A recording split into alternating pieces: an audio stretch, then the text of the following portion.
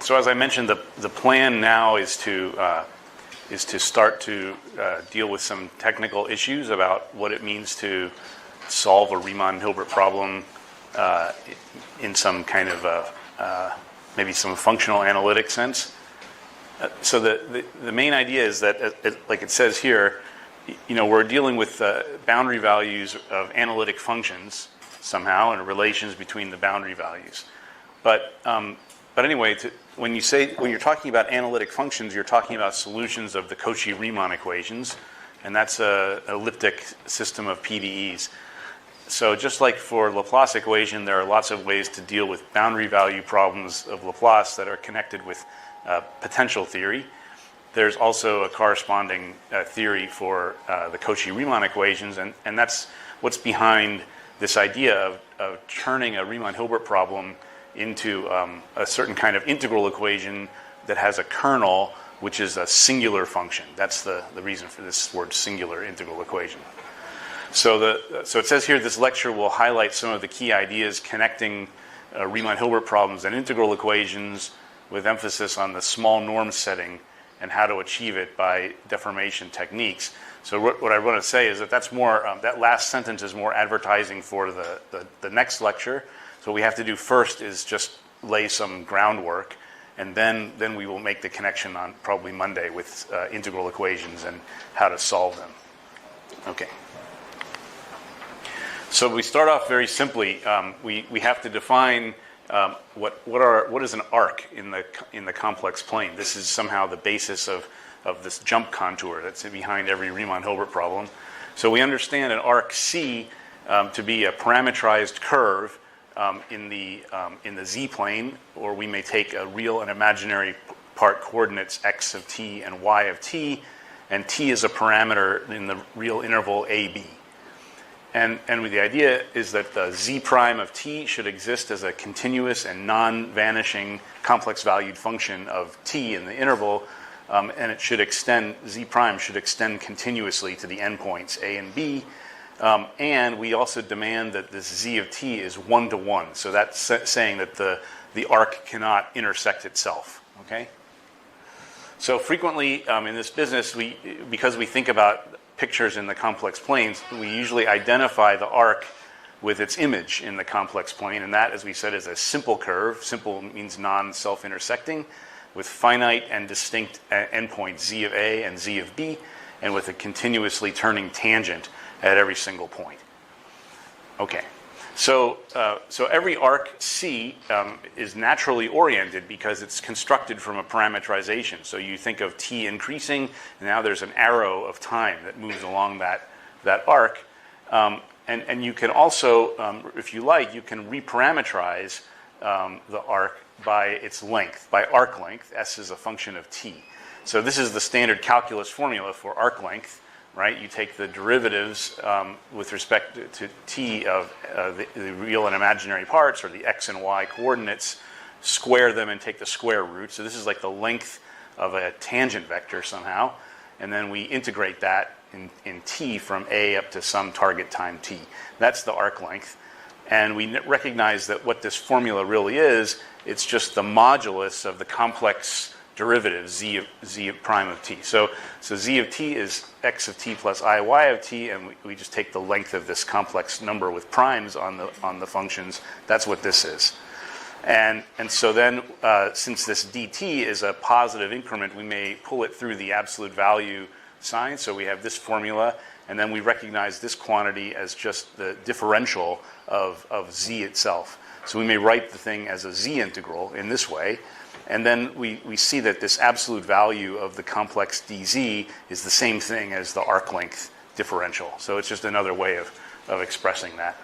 Okay, so usually I will write this kind of differential for arc length. Okay, so since everybody knows that a straight line between 2 points in the plane is the shortest path between them, that means that the arc length, say, between points z1 and z2 on some arc has to be greater than or equal to that straight line distance in the complex plane. So we have this kind of lower bound of arc length by straight line distance. Okay? So we will put another inequality on this shortly. So now the picture we had in the first lecture was the closed circle for the contour for the Riemann-Hilbert problem. And that's not an arc, but it's some kind of a loop. And so we shall define a loop in this way. It's a simple closed curve in the complex plane that is we may regard it, okay, as a finite collection of arcs placed end to end such that, first of all, their orientations match, okay? So we're always going in the same direction around the loop. And also so that at every single junction point, the tangents of the two joining arcs make an angle that's strictly between minus pi and pi. So what this condition is saying is that we are not allowed to have some kind of cusp points on this loop. We can have corners, but we cannot have cusps. Okay, so that's it. So geometrically, loops are piecewise smooth, closed, and non-self-intersecting curves that could have corner points but no cusps. And then there's the famous Jordan theorem, which we may call the obvious theorem in plane geometry. It says that every loop L divides the complex plane into a bounded interior and an unbounded exterior. When we consider the arc length between 2 points Z1 and Z2 on the loop, we could define this arc length between them, and we will always take that to be the shortest of the two possible arc lengths. Okay. And then finally, we'll call S of L the total arc length of the loop L, just adding up the arc lengths of the arcs. Okay. So maybe I'll draw a picture. This is the loop. Something like this. This could be our loop L. Okay. All right. So now I mentioned that there's another inequality on arc length. So one thing that you can show is that for every given loop, there's a constant K0, which is between a strictly positive number K0, which is less than or equal to 1. And it's characteristic of the loop. So it depends on the shape of the loop that you draw. But it provides a different estimate on this side for the straight line distance. So this one here is saying straight line distance is the shortest path between 2 points. And this one over here is saying that straight line distance is greater than or equal to a multiple of that shortest arc length along the curve L, the loop L. And this K0, as we said, depends on the shape of the loop. So later on, I'll give an example of this K0 constant. So sometimes these two inequalities taken together sometimes are called like the chord arc principle or chord arc estimation, because this is the chord distance between points. So here's Z1. Over here is Z2. So the straight line distance is the chord. This is that, and this here is S of Z1, Z2. So chord and arc, they are related by these inequalities. Okay, so the matrix Riemann-Hilbert problem C in the introductory part of the talk dealt with matrix valued functions. And that's what we have to deal with going forward, and we have to be able to measure the size of a matrix. So we're going to take the vector space C n by n, which is just n by n complex matrices, and we could put a norm lots of ways on this space. But one useful way to do it is to, as you know, in linear algebra, it's useful to induce a norm on matrices, thinking of them as transformations of a vector space. And we're going to do the same thing precisely because we have matrix multiplication, which is the same thing as composition of linear transformations.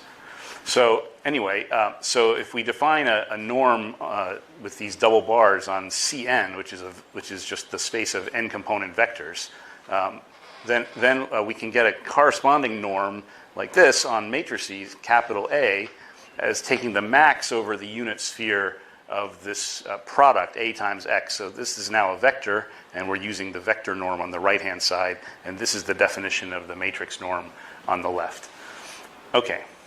So anyway, so this satisfies all of the usual norm axioms, but the thing I was mentioning about the linear transformations and matrix multiplication, it's really the definition here that makes this matrix have nice properties with respect to multiplication. So from this definition, it's easy to see that the norm, the matrix norm of the product, matrix product AB, is always less than or equal to the product of the matrix norms of A and B. That works for any, it doesn't matter what vector norm you start with, this is always true for this kind of induced matrix norm definition. Okay. All right, so now we will give a proper definition of the Cauchy integral that came up already in our first lecture.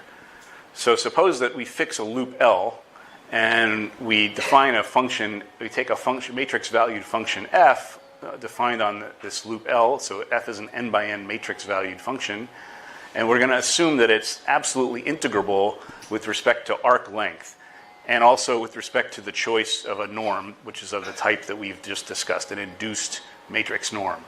So that means this, anyway, the absolute integrability means that this inequality holds true. So here we're integrating the norm of the matrix. This is a positive real function of points W on the loop L, and we're integrating that with respect to this arc length differential. So we're saying that that's finite, okay? So then for every single point Z in the complement of the loop, either on the inside or outside, the Cauchy integral of f along L is defined by this formula here. So we write C superscript L to remind us about the loop.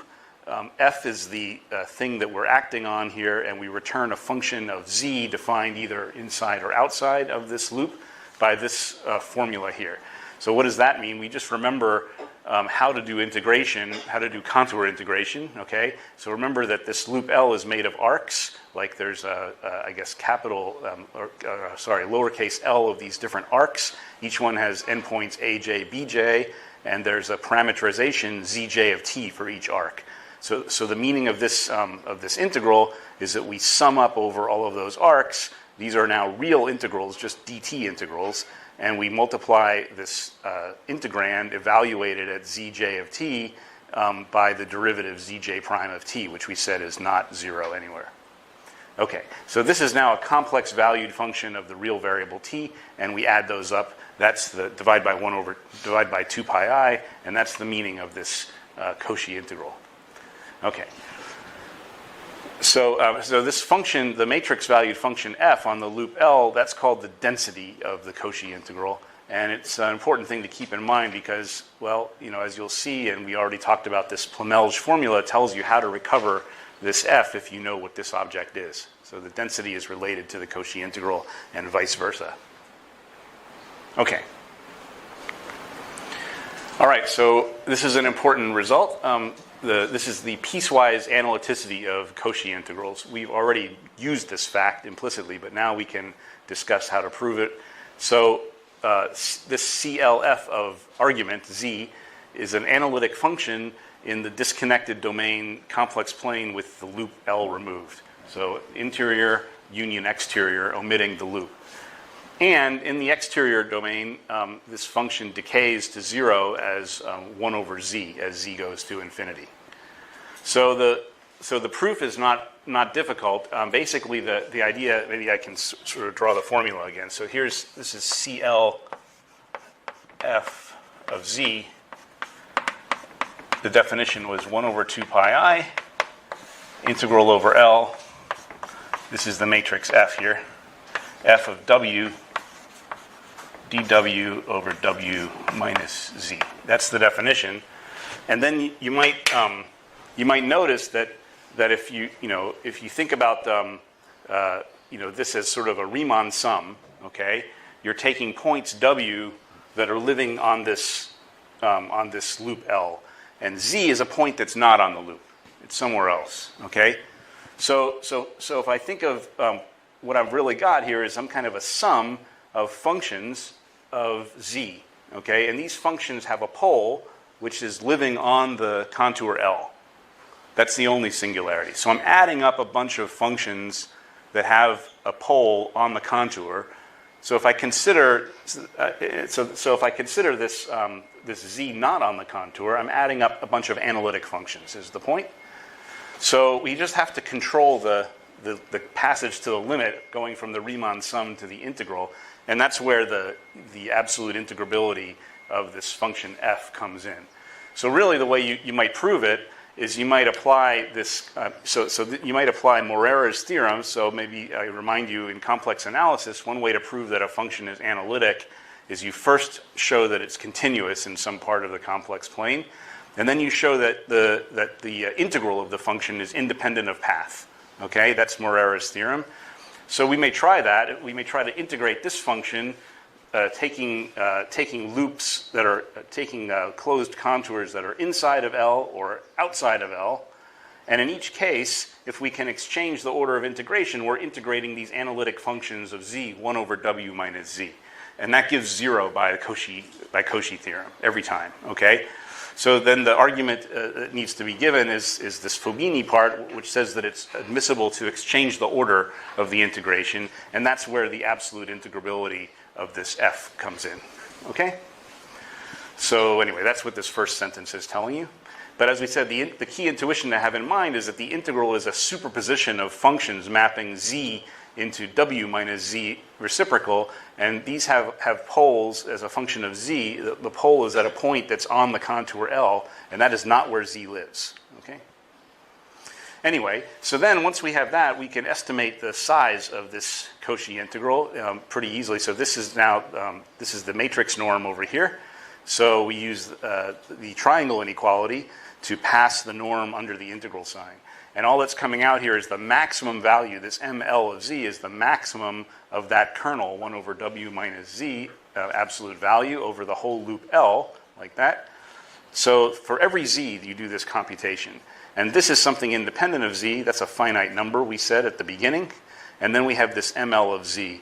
So that's this maximum, and it's clear, since L is a bounded set in the plane, it's obvious that as z goes to infinity, this quantity decays like 1 over z. So that's telling us this second statement. Okay? All right. So the Cauchy integral defines an analytic function of z in the complement of the integration contour that decays to 0 at infinity, like 1 over z. All right. So we talked about the fact at the very beginning that if somehow a jump matrix is analytic, we may do some tricks with contour integration to move contours around and use the residue theorem to prove this Plemelj formula. But we also said that you don't need analyticity, and so what we will use more generally is called Hölder continuity. So suppose that nu is a number that's positive but less than or equal to 1. So we say that a matrix function f defined on some connected set S in the complex plane is Hölder continuous on that set with exponent nu if there's some constant capital K positive, so that the norm, the matrix norm of the difference of f evaluated at 2 points in the set S is always bounded above by this multiple K of the nth power of the straight line distance between those 2 points. Okay?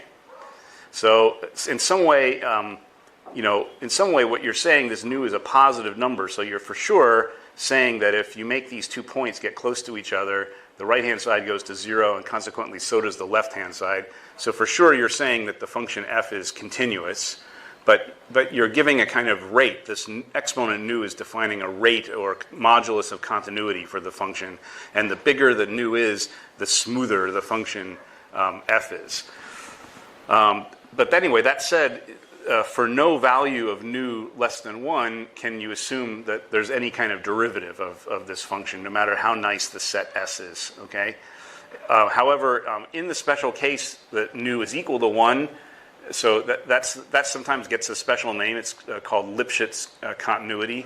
But anyway, in that special case, then furthermore, if the S is like an interval, say, just an interval of complex numbers, then you can say that Lipschitz continuity implies that there's a bounded derivative Lebesgue almost everywhere, okay? But only in that endpoint case. So then, so then here's an interesting thing. So you might wonder, why do we stop at nu equals 1?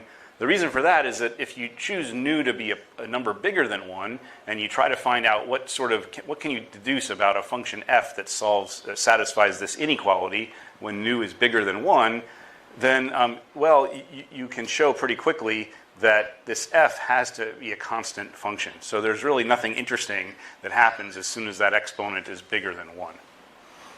All right. So anyway, so going forward, we're going to use this notation H is for Hölder, H nu of S. That's the vector space of complex valued matrix functions f that are Hölder continuous on the set S with exponent nu. Okay. All right. So so now I want to explain a little bit something that is a little bit mysterious. So you look at this formula for the Cauchy integral. We said that it defines an analytic function of z not on this integration contour. If you were to actually let z be a point on L, then this is a divergent integral. I mean, the integral just makes no sense. Okay. So what's interesting is that actually, despite that fact, if you let z tend to L from either the interior or the exterior, then under the condition that this f is a Hölder continuous function, the boundary value actually exists. The limit will exist. You may approach the contour from either side, and there's some finite limit that comes out. And I remember being surprised about that fact when I was a student. But anyway, it's true. So here's how to show that. So let's suppose that z naught is an interior point of one of the arcs of the loop. So interior point means not one of these corners, but something inside one of the arcs. Okay, and let's suppose that this f is not just an absolutely integrable function on the loop, but in the neighborhood of this point z naught, it's also Hölder continuous with exponent nu. Okay, so then what we're going to do is we're going to write the integrand of the Cauchy integral by splitting it up like this. So instead of f of w over w minus z, I prefer to have f of z naught over w minus z, and then I have to pay the price with this term here. So here I have the difference of f of w minus f of z naught, but it's divided by w minus z, and I would rather have z naught here because then I could again use some kind of Hölder continuity to control this term. So let's go ahead and put the z naught there, but then we have to pay the price again, and here's the price we pay to do that. Okay. So now we just sort of look at these terms. So we're going to integrate this thing and see what comes out. Okay. So the first thing is this term here. The only place that z shows up is just like that. This is a constant as far as integration is concerned. So it's very easy to integrate this. That's a residue calculation. So we take the 1 over 2 pi I and integrate over the loop L this term. The matrix, the constant matrix f of z naught comes out of the integral, and we're left with this one. And this is something we can compute by residues. So if z is inside of the loop L, then we get 2 pi I, and if z is outside, we get 0. Okay, so that's what this says. So here's the 2 pi I. Actually, the plus or minus is coming from the orientation of this L. So if L has the orientation in this picture, we're going to get minus 2 pi I. If the arrows go the other way, it will be plus. Okay, so this is the answer for the integration of this first term. It's completely explicit. So the second term we will leave alone for the time being. And now let's focus our attention on this third term. And this one, there's a chance that something might be good if we integrate this, because you'll see that there's a z minus z naught here, which is constant as far as the integration variable w is concerned. And so it will come out of the integral. And z is tending to z naught, right? That's a point on the contour. So this ought to be small, or maybe go to 0 is the point. So that's what we have to prove. We claim that when we integrate this term over the loop L, that's something that will go to 0 in the limit z tends to z naught. And that means that we'll be left with the contribution from this term, which is written here, and the integral of that thing, okay, which has nothing to do with z anymore. So the limit has already been taken in some way. Okay. So how does it work? So here is that term. We're integrating over L. I'm just leaving out the 1 over 2 pi I. It's not going to be important to show that this tends to 0. And as we said, we may factor out the z minus z naught, and here's the rest of it. Okay? So then I'm going to use the triangle inequality to move the norm inside of the integral, and then I have this expression here, and then there's this one, okay? So I need to break this integration loop L into two parts. So suppose C0 is the subarc of the arc Cj. That's the one that contains the point Z naught. So maybe this is the point Z naught here. And then this is going to be the arc Cj. And there's other arcs here. But we will take a part of this which we'll call C naught, close to Z naught. Okay. Yeah. Z tends to Z naught. Yeah, Z is tending to Z naught from either the inside or the outside. Right. So all I have to show is that this somehow doesn't blow up. That's what I need to show, right? Okay. So anyway, so we take this arc, this C0 subarc of this arc Cj to consist of all the points that have arc length at most delta over 2 from the point Z naught. So it's kind of symmetrical. There's delta over 2 length this way, delta over 2 length that way. Okay. And let's suppose that this delta is small enough that the f is Hölder continuous on that small arc with exponent nu. We assumed that it was true close to Z naught, so now we're going to pick the delta small enough that that's the case. All right, so then as Z goes to Z naught from either the interior or the exterior, then we may apply a dominated convergence theorem to say that for every single delta positive, the integral over the rest of it, so here we're omitting that arc C naught, of this quantity is going to have a limit. So the limit, we replace the Z with Z naught, and we pick up a square here. That looks terrible, but we remember that this Z naught is not in this integration region. It's somewhere else, okay? So this is a finite integral for that reason, and we don't have to worry about this part. It's got a limit, okay? So we'll use that later on. This is converging to something as Z goes to Z naught, and that something is a finite number. So that's the piece that's bounded away from the singularity. And now, so what that tells us, just to put it in sort of calculus language, is that for every delta positive and also for every epsilon positive, there's some number eta that depends on both of them, a positive number, so that if I assume that Z minus Z naught in straight line distance is less than this quantity, then I'm going to get that this product, there's the small thing, and this is the thing that's converging to a limit, is bounded by, say, epsilon over 2, okay? So that's what we're going to use. All right, so what about the rest of it? So the rest of it is the part over C0, and that's where I get to use this Hölder condition that's satisfied by the function f. So this is the actual integral that I'm dealing with, and we bound this now by just replacing this f of w minus f of z naught by k times the straight line distance from w to z naught to the power nu. That means that we have this factor here picks up an extra minus nu exponent because it's now in the denominator. So this is the thing that's standing there. And then there's still the w minus z left over. Okay? And now I will take out the biggest possible value of 1 over straight line distance from w to z and pull that out of the integral like this. So w star is a point on the contour on this very small arc C0 that's minimizing the straight line Euclidean distance to the point z, which is not on the loop or the arc, but it's close by. So maybe, so here's z naught. Over here is z, say, which I'm hoping is going to z naught. And then there's this sort of point over here, w star.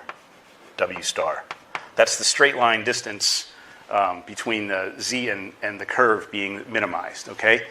So that means in particular that this segment here has got to be perpendicular to the tangent at the point w star, okay? All right, so anyway, so we're going to use that kind of geometry. We're going to use that kind of geometry to control this term by assuming that z is tending to z naught from either the interior or the exterior of the loop in what's called a non-tangential fashion, okay? So what that means is we're going to choose some positive angle theta and then insist that the vector between, going from z naught on the contour to z off the contour, that it makes some angle with the tangent vector at z naught, and that angle should live in this kind of a range. So here's the picture again. Here's a blow-up of it, okay? So here's the point z naught, and here's the point z. So the vector we're talking about is the vector, is the vector from z naught to z. So that's this one here. And here is the tangent, here's the tangent to our curve. So we're saying this angle here is called, that's called phi of z, right? And phi of z has to be between theta and this is also theta over here. So this is pi, this angle is pi minus theta. So we're saying that you can approach the curve, this curve L with z, in such a way that you stay away from the tangent by this angle theta on either side, okay? That's just some geometry. Okay, so that's what this is going to mean. So now we're going to use that to control this, this part by some trigonometry. So we consider this triangle T. It's actually this triangle that I'm trying to draw here with vertices Z and Z naught and W. There it is. Okay, this is the triangle T.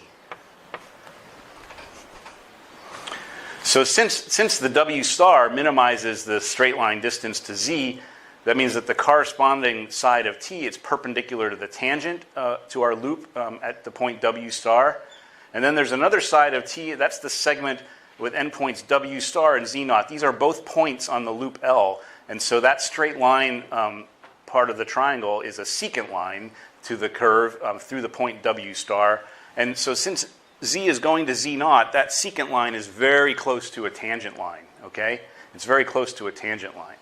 So that means that when Z minus Z naught is small, this T is almost a right triangle. And the legs of the triangle are the secant line W star to Z, and this is the sort of normal line W star to Z naught, this is the normal line W star to Z, this is the tangent line W star to Z naught, and then the hypotenuse is this straight line Z between Z and Z naught.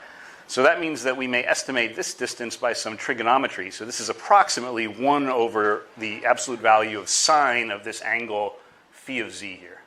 And that, in turn, is less than or equal to 1 over sine theta because we're controlling the angle of approach, okay? So now we have this estimate that has nothing to do with z anymore, 1 over sine theta.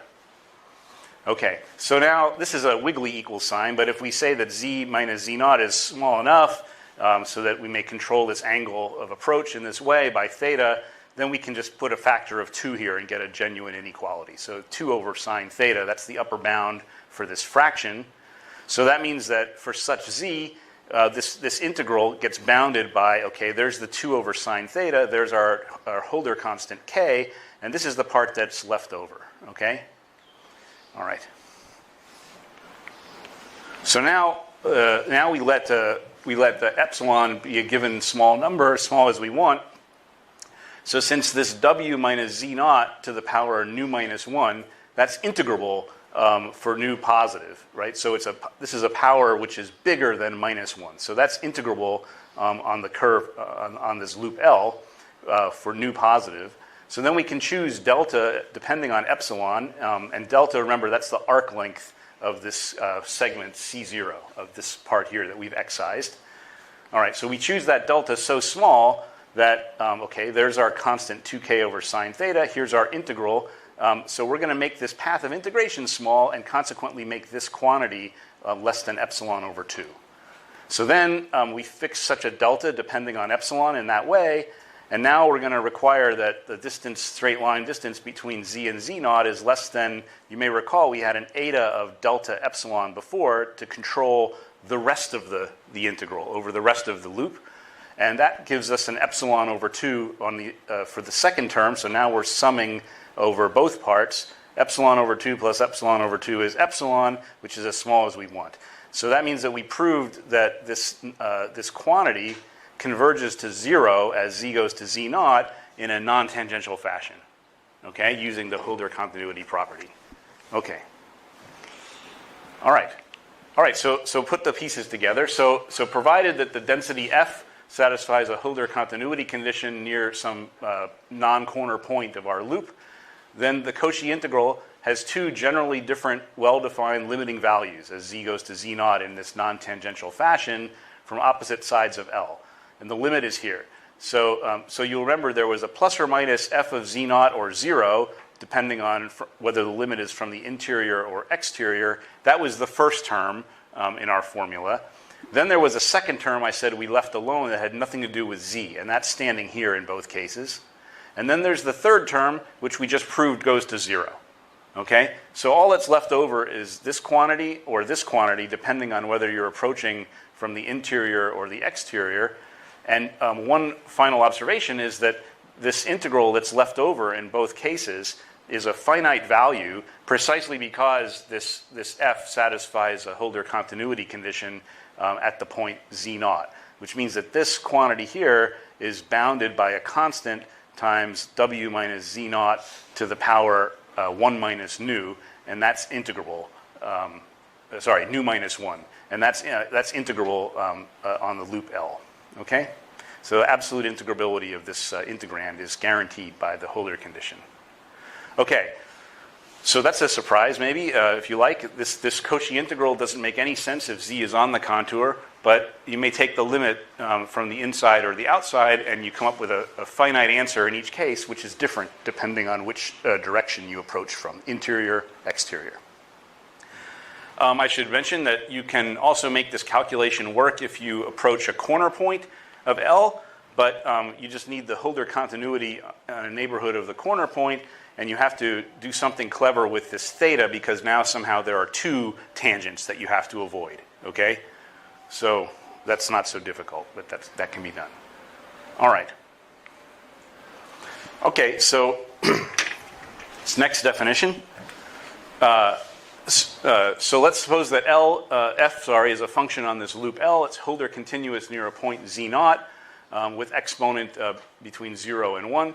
So then we may give a name to those boundary values. So the non-tangential boundary values taken by the Cauchy integral on L as z tends to z0 from the left or right of L according to its orientation, those are denoted by CL plus for left boundary value and CL minus for the right boundary value. So we're just giving names to those limits that were written on the last slide. Plus always means from the left, minus always means from the right. So then we have this immediate corollary of that boundary value formula for the Cauchy integral, which is the Plemelj formula that Plemelj proved in. Actually, he proved the formulas that we just showed on the last slide in 1908. So suppose that f is Hölder continuous with exponent nu near a point z0 of a loop L. Then the difference between the plus and the minus boundary values is exactly the density of this Cauchy integral. Okay? So what's happening, just to make it clear, here's the formula for the boundary values. So if we subtract these two formulas, the plus from the minus, it's this is the complicated thing, but it cancels out completely, and you're just left with f of z0. Okay? It's not so complicated. So that means that actually this is the maybe more interesting part of the boundary value that you have to analyze if you want to understand the nature of those boundary values as sort of functions of z0.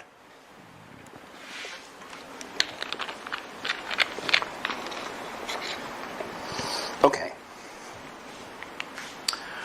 Right. So that's the Plemelj formula written in this notation now. Sorry. Yes. Stupid questions. So imagine that the loop is conformally mapped to the real line. So this equation tells me something symmetric for the upper half plane to the lower half plane. No, I mean, so this formula can also be proven if L is the real axis, for instance, right, and F satisfies. Okay, you have to put in some other conditions, right, to guarantee convergence of the integral. But then the same thing is true. The limit from the top minus the limit from the bottom is equal to the density at the point on the real line in that case. Yeah, why not minus? Well, one way to think about it is the way we drew the picture in the beginning of the first lecture. You know, it's because of the orientation in the residue theorem, really. The fact that you go in the counterclockwise direction around the pole, that produces the integrand, right? You may think of it like that if you like. But another way to say it, maybe another way to say it is, it would be better if somehow we could define the minus one with the minus sign. If we could absorb, you know what I mean? So this formula might look more symmetrical if it was the sum of two things equals f of z naught. And you can do that, and it's not a bad idea, actually, to absorb this minus into the c minus. So we'll do that in a minute, actually. Okay. All right. Well, anyway, so as I said, I'm starting to get interested in the way that the boundary values of this Cauchy integral behave as functions of the point z naught on the loop at which we are taking the limit, right? So those two boundary values depend on the point on the curve, and consequently we are getting functions out. These c plus and minus things are functions of z naught now. So I would like to understand them as functions. So for that we need to put a norm on our vector space. So we have our vector space of Hölder continuous matrix functions on a loop L, and we want to somehow get a norm. So remember, we had this condition that by definition the matrix norm of the difference of f at 2 points on the loop is bounded by some multiple of the nth power of the straight line distance. Okay, that holds for every pair of points on the loop, and that's equivalent to the condition that this quantity here is finite. So this quantity is the supremum over all pairs of points on the loop that are not equal to each other of this fraction. Okay, so you may take this as a definition of k, if you like. Okay, it's the minimal value of this k. So anyway, so this quantity hf, it satisfies, as it happens, the triangle inequality, and it's homogeneous with respect to scalar multiplication, but it's not a norm. And the reason it's not a norm is because if you take f to be a constant function, then this returns 0, even if the constant is not the 0 matrix, okay? Because the numerator is exactly 0 in that case. So what we have to do to make a norm is we have to add some other term to distinguish the different constant functions, because they should be regarded as different elements of the set, okay? So, okay. So we may observe that if this quantity h nu of f is finite, if it's a Hölder continuous function, then in particular it's a continuous function on the loop L, which is a compact subset of the complex plane, and so that means that it's also a bounded function, right? So f has an infinity norm, the supremum over all points z on the contour of the matrix norm of f is finite. That's what this says, okay? So this is the matrix norm on the right-hand side. This is the L infinity functional norm on the left-hand side. So that's also finite because that's finite. So the norm on this set h nu of L is just going to be taken as the sum of these two parts. Okay, this is the part that measures the Hölder continuity, and this part's job is to distinguish the constants. Okay. So it still holds that that a matrix is in the space h nu L if and only if this quantity now is finite, and it's not hard to show that this thing satisfies all of the axioms that we would want for a norm. So the first one is the non-degeneracy condition, that the norm is 0 only if the f is the 0 function on L. The norm should be homogeneous with respect to scalar multiplication, so we pull out the absolute value of the scalar. That's true for both of these parts separately. And then the triangle inequality holds true. Okay, but moreover, this set of functions is complete with respect to convergence in the norm that's written here, the new norm. And so that makes this set of functions into a Banach space. That's what that means. It's complete with respect to convergence in the norm. So it's a Banach space of matrix-valued functions on the loop L. Okay. Well, this set h nu of L, it's a linear space, but it's also an algebra. It's closed under pointwise multiplication. So if A and B are two matrix functions in h nu of L, then so is this quantity AB, the definition of which is that you first take the matrix B of Z and multiply on the left by the matrix A of Z, and you call that the product function AB of Z. Okay. So moreover, if you consider the infinity norm, the supremum of the supremum norm of this matrix function AB, so that's the definition of it according to this formula here. So it's the max over points Z and L of the matrix norm of the product of these things. So that in turn is less than or equal to the max of the product of the matrix norms. This is that inequality. This is why we are using an induced norm for matrices, so that we can use this sort of so-called Banach algebra property to control the norm of a product of matrices in terms of the product of the norms of the matrices. And then the max of two things, of course, a product of two scalars is always less than or equal to the product of the maxes. So that returns this inequality, right? So the sup norm of the product AB is less than or equal to the product of the sup norms. Okay, what about the H nu thing? So this was the other piece of the norm, the one that measures the Hölder continuity. So by definition, that's this formula here, okay? So we take the product of the matrices at Z2 minus the product of the matrices at Z1, matrix norm, divide by Z2 minus Z1 straight line distance to the power nu. So here, what's convenient to do is to add and subtract the same thing. That's this term here. So we subtract minus A of Z2, B of Z1, and add it back again. And then we will use the triangle inequality to break this up into two differences, this one and that one. So that's these two terms here, okay? So this one has a common factor, A of Z2 on the left. This one has a common factor, B of Z1 on the right.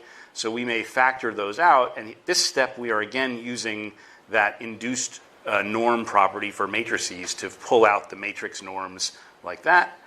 And now we may take the supremum of that thing. That's this A infinity norm. The supremum of that one, that's the B infinity norm. And the part that's left over is exactly the H nu norm of B for this one, the H nu norm of A for this one. So we have this product. Okay. So we've estimated this part, we've estimated this part now, and so what we're going to do is just add one more piece. So we're going to add in this non-negative product H nu A times H nu of B. So then by definition, this is this quantity here. We just estimated this is less than or equal to that, and this is less than or equal to that plus that. So now I'm just going to add something positive, which is harmless. And that now is the product of two norms, okay? So what we just showed is we showed that the induced norm property, this Banach algebra property for pointwise matrix multiplication, carries over to the Hölder norm, okay? That's what we just proved.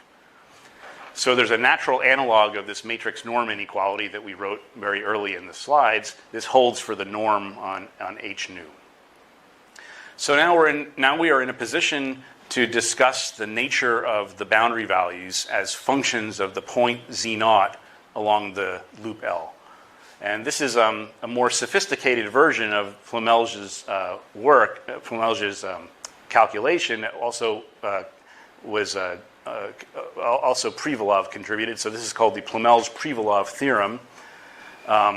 So suppose that F is an H nu of L, and that nu is an exponent. Now, notice this. It's strictly less than 1. Not less than or equal to anymore, but strictly less than 1.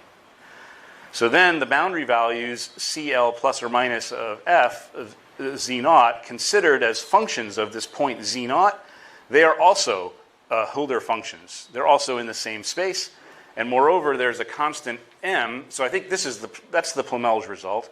But the Privalov result is that there's a constant M positive depending only on the geometry of L, so that the Hölder norm of the boundary values, say C plus or C minus, is controlled by M times the Hölder norm of the input function F.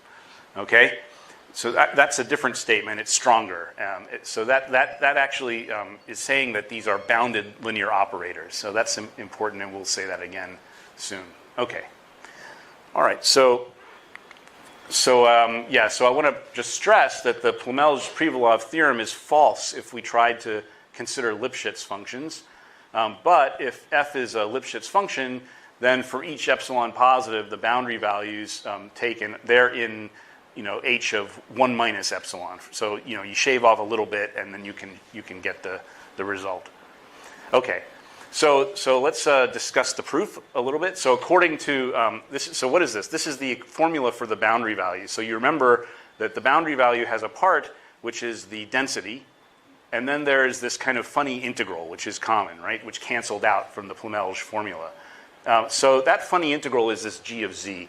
So since the f is already in the Hölder space, you know, it's obvious that part of it is obviously a bounded operator. It's the identity.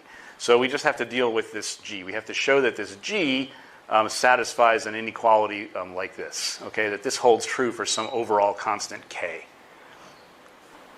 All right. So anyway, so the first thing is just to note that g has a sup norm that's finite. So we may take the matrix norm of this g of z and use the triangle inequality to pass under the integral sign like this. So now we have this matrix norm in the numerator and absolute values. So we have arc length instead of the complex differential, and we have the absolute value of this denominator. Okay. So now we use the Hölder norm to estimate this part. So that's bounded by h nu of f over 2 pi, and then there's a piece left over, which is the w minus z to the power nu, which goes as a minus nu in the denominator. So there's that part, and we're integrating with respect to arc length. And this, in turn, is bounded above by the total, the sum of the two pieces. So this is the total Hölder norm of f. Okay. So because nu is a positive quantity, this integral, we mentioned before, it's finite for every point z that's in the contour L. Even though that's a singular denominator, it's a mild enough singularity to be integrable, so this is finite, and it's even a continuous function of z. So taking the max over points on the loop, you get some k1, so that the sup norm of g is bounded by k1 times this number here. So k1 is just the sup of this part over the contour. There's the formula for it. Okay? So that's that part. So the harder part is the Hölder norm component, the h nu part, controlling that. All right, so now we consider the difference between g of z and g of z naught for two separate points on the loop. So here's the difference just written out explicitly.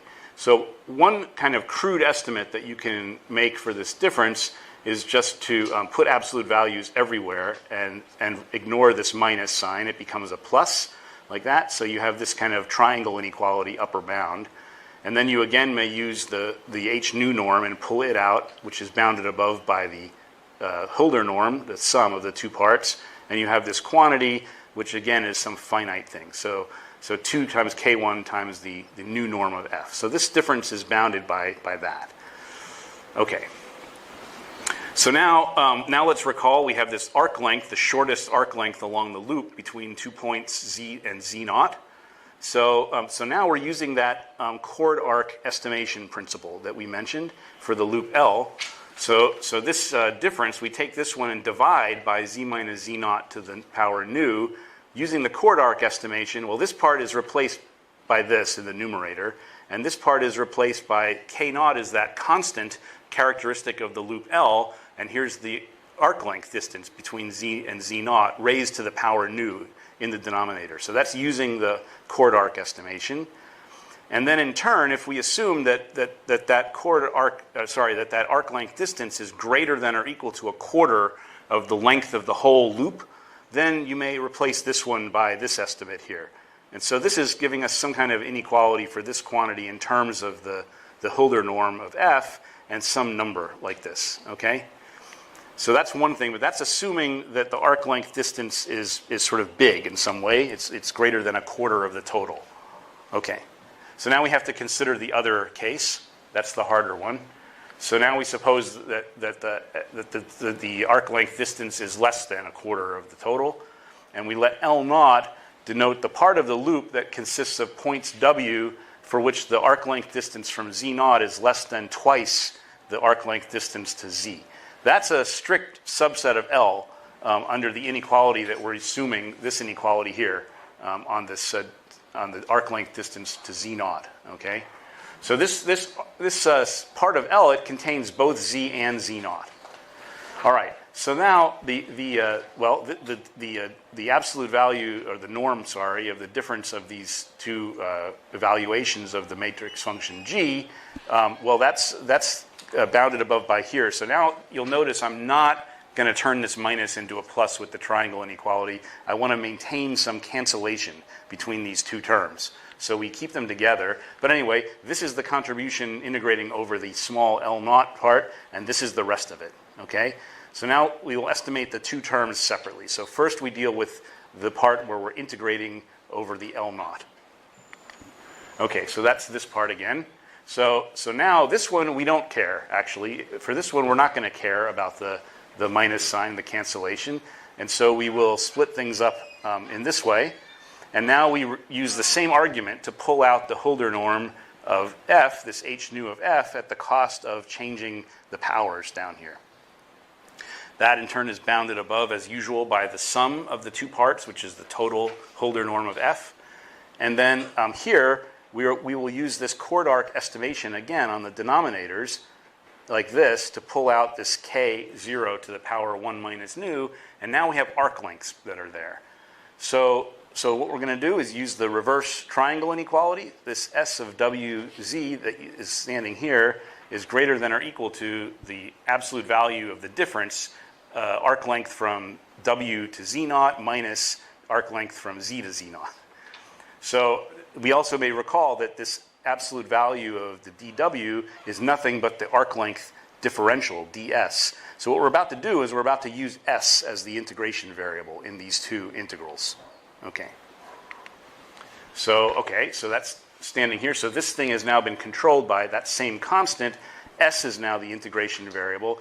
This is where we're using the reverse triangle inequality, and this one we just leave alone. Okay?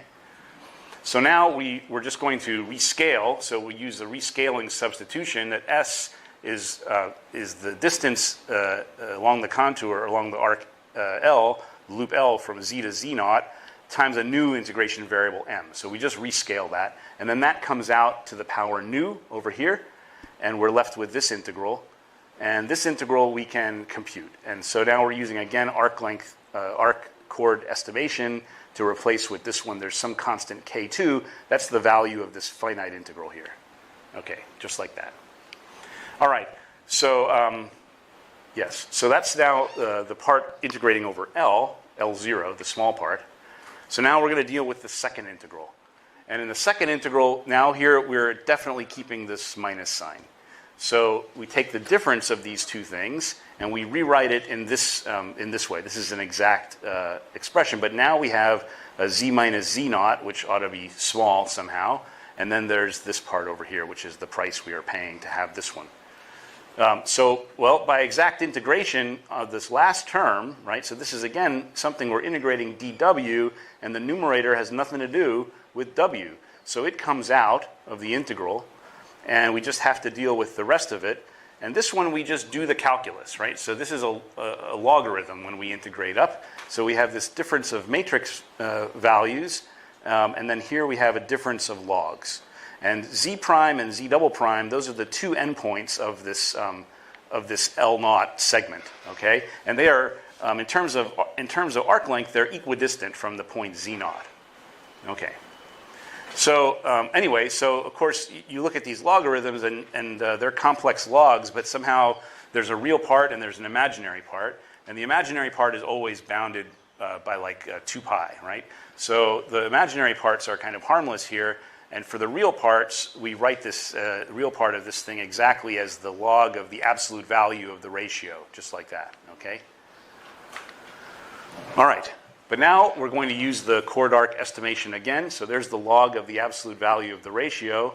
And then the chord arc estimation is happening here when we replace those straight line distances by arc length distances and pick up this k naught in the one case and no k naught in the other, because we're using different inequalities, right, in those two cases. So that's this. And now this distance is exactly the same as this distance in each case. So this is log of k naught. And over there, that's minus log of k naught. So what we're doing is we're saying that this quantity here is actually sandwiched in between these two numbers like that, okay? And since k naught is between 0 and 1, then this difference of logarithms is uniformly bounded, independent of z0 and z in the loop L. So that means that there's some other constant k3, so that this integral here is just bounded by k3 times that difference that we pulled out originally. And that, of course, in turn is controlled by the h nu quantity times z minus z0 to the nu. And that one is bounded above by the Hölder norm times z minus z0 to the nu. Okay. So also, again, if we use that chord arc estimation and the reverse triangle inequality, this part, remember there were the two terms that we used algebra to split this quantity into two terms when we kept the minus sign, and this is the other term. So this one has the z minus z0 in it. That's very nice. It comes out, and it'll also take out the Hölder norm at the cost of a power w minus z. So that's this now. So we have this quantity, again, bounded above by the total Hölder norm, and this is the piece left over. And this one here, again, we may introduce the arc lengths and do the integral in exactly the same way as before. So now it's easy to see that over this range of integration that's appearing here, we have that the absolute value of s is between 2 times the arc length distance z to z0 and half the total length of the loop L, right? So that means that yes, that means that this inequality holds true, and on the right-hand side we have a half. Okay, so now we're going to use that. So here we pulled out this distance. We have this. We've pulled out the z minus z0. The norm is standing here, and this is the integral that we're trying to do. Now we evaluate the integral explicitly, and we have these two terms here, and consequently, our estimation for this second piece of the integral is standing here.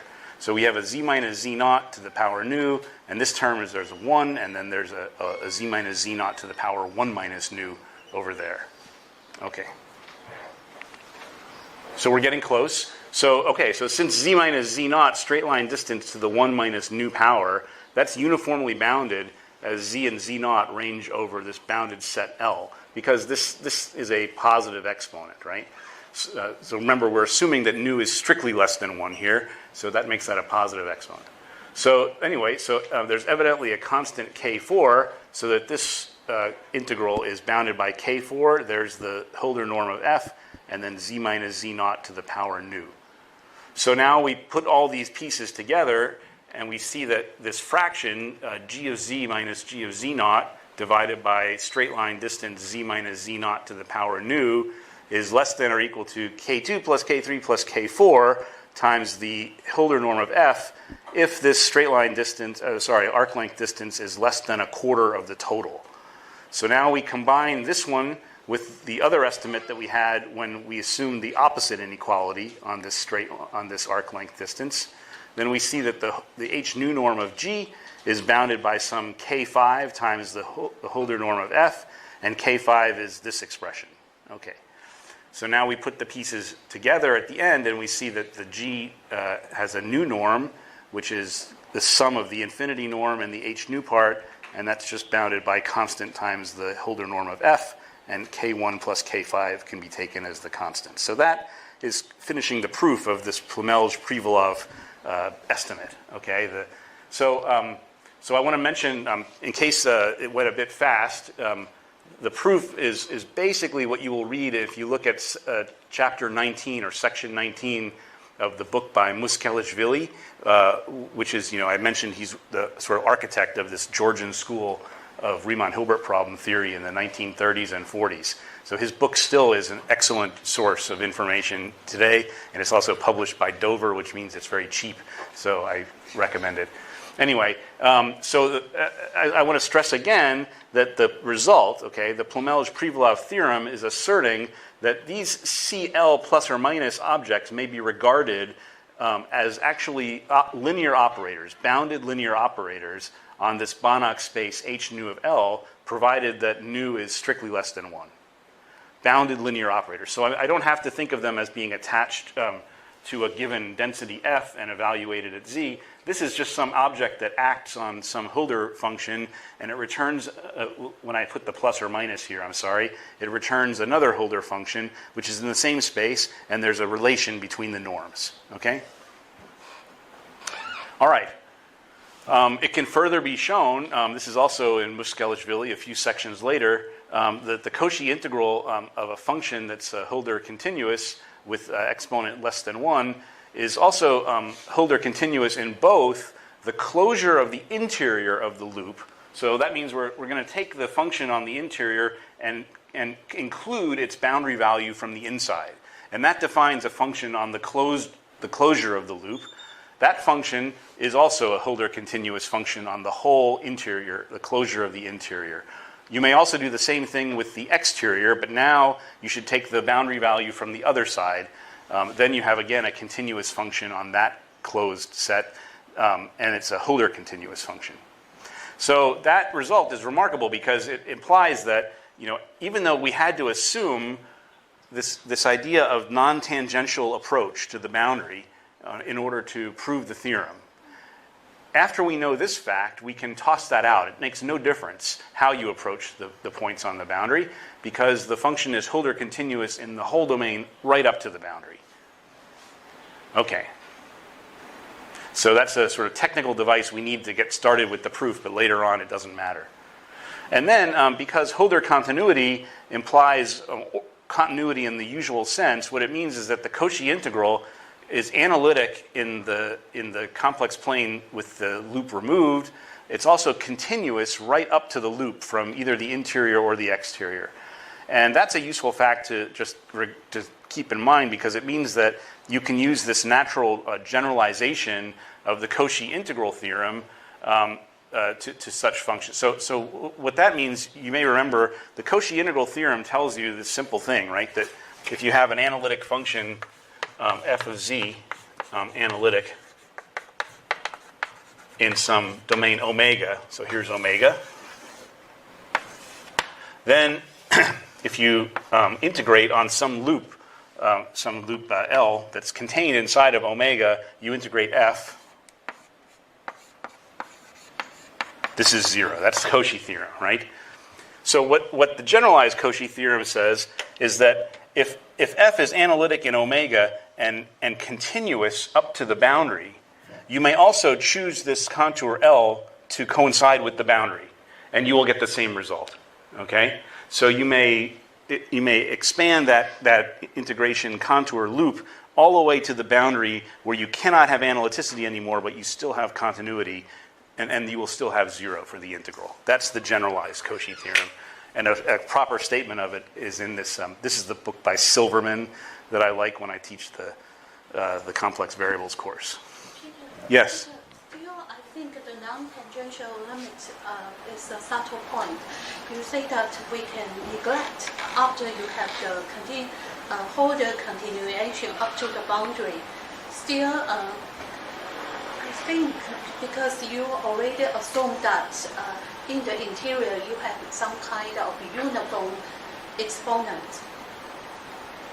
Yeah, the exponent is the same. It's the, So I think that if you don't have a uniform Hölder continuity property inside the interior, I still worry about the non-tangential limit.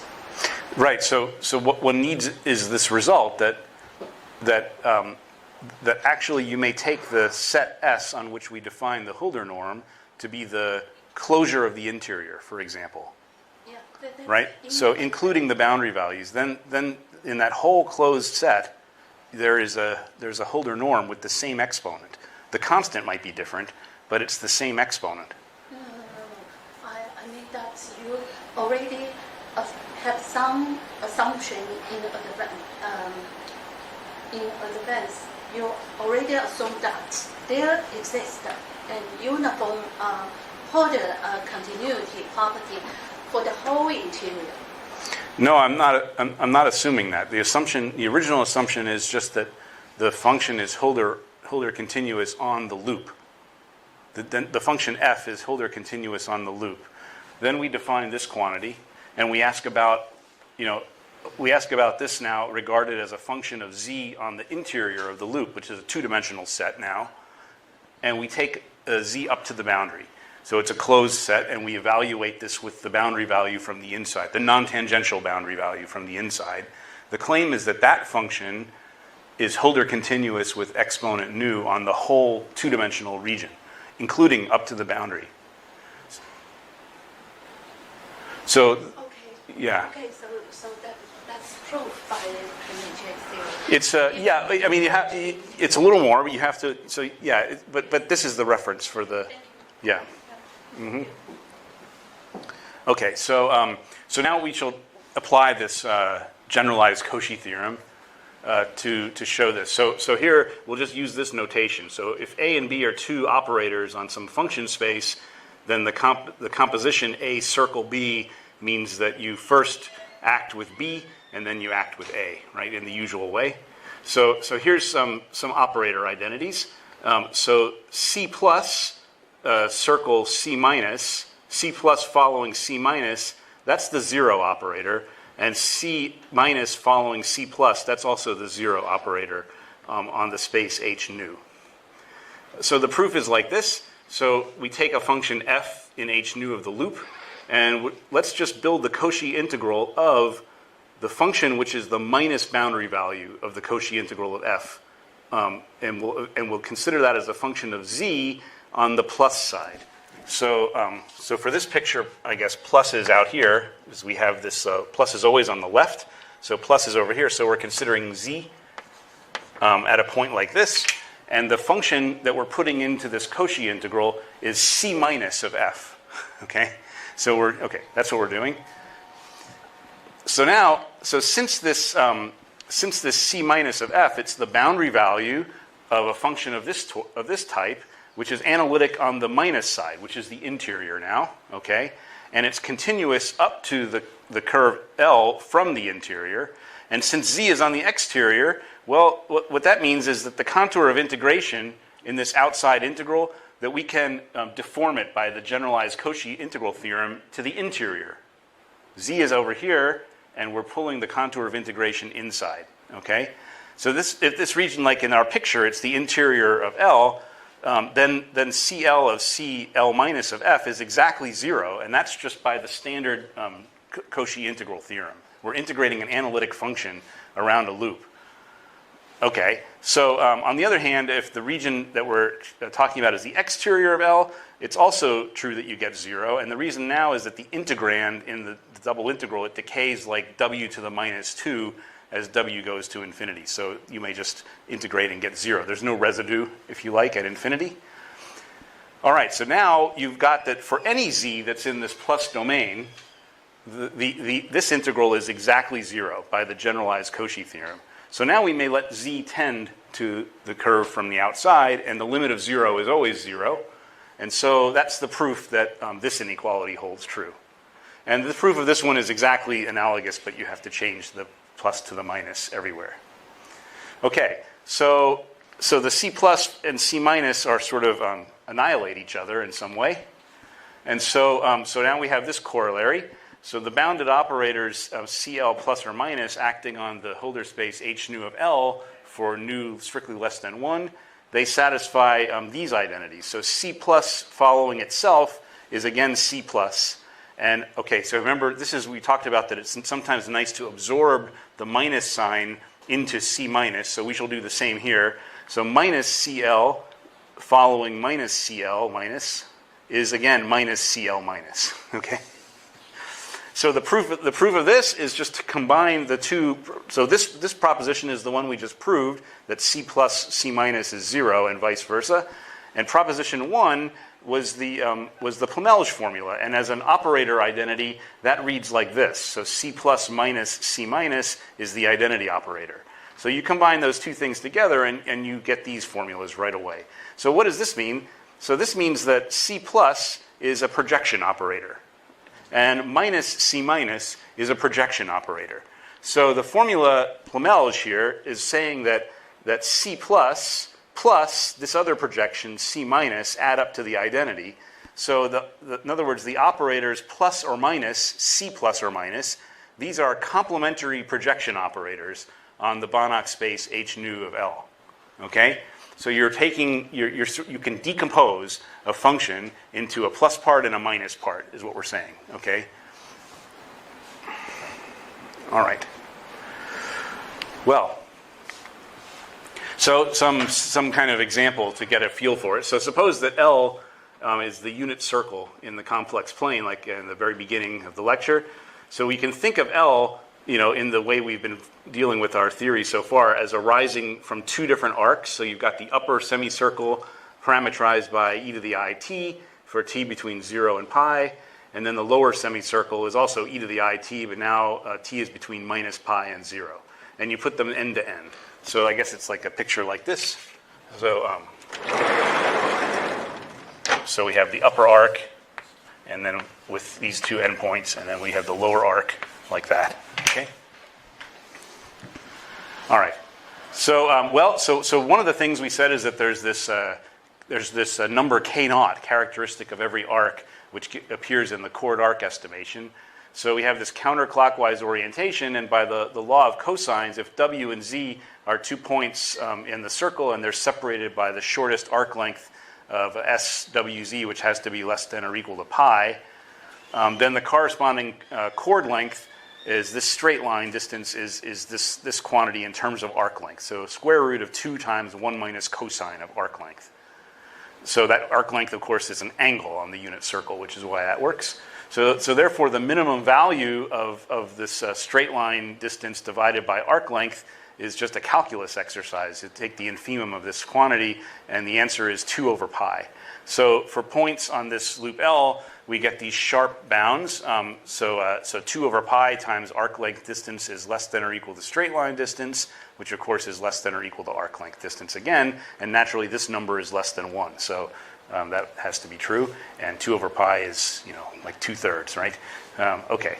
So anyway, so now let's consider like a 1-by-1 matrix or scalar function that we define on L by f of z of t. So remember, we have this parameterization z of t. We'll take that to be absolute value of sine of t to the power nu.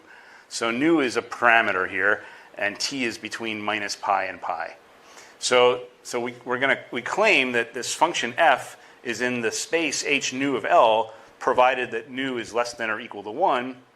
And as soon as this parameter nu is bigger than 1, f is just in the space h1.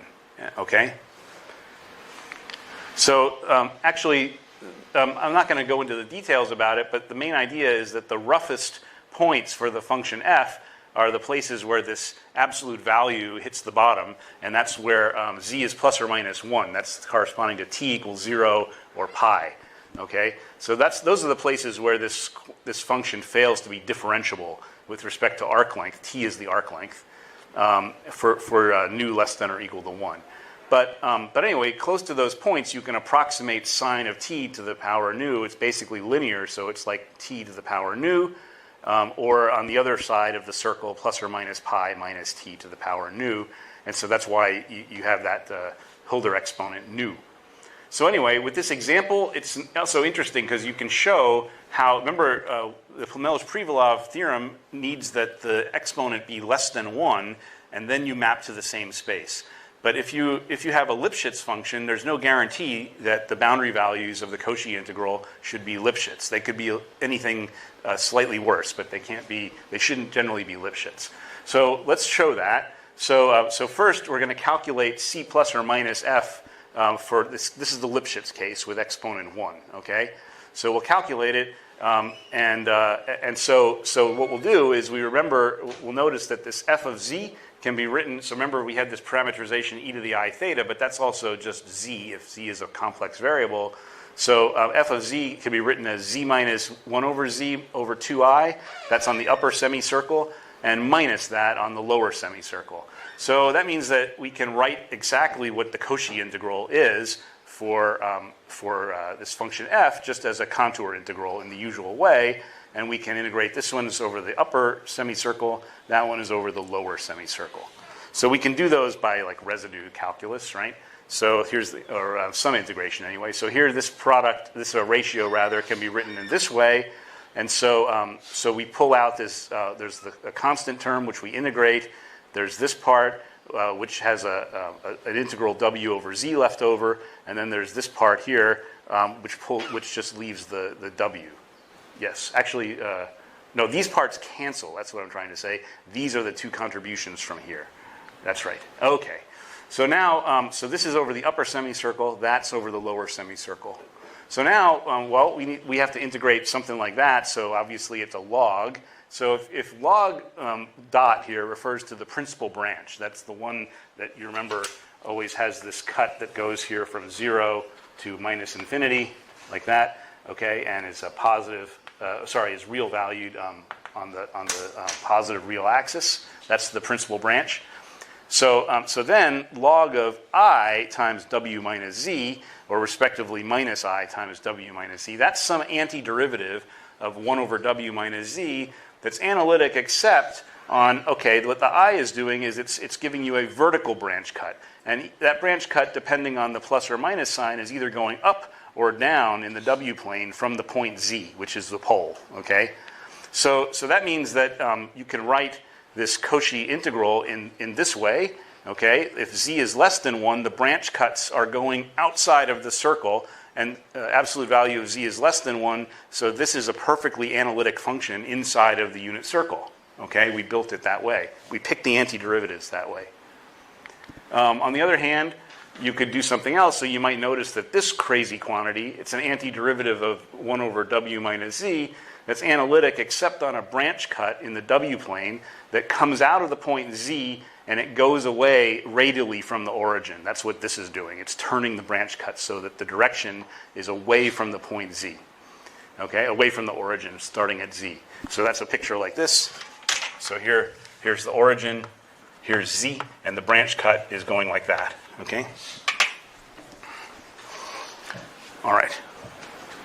So now we can use that antiderivative to compute the integral if absolute value of z is greater than 1, and then this quantity is analytic. You can check exactly in this domain.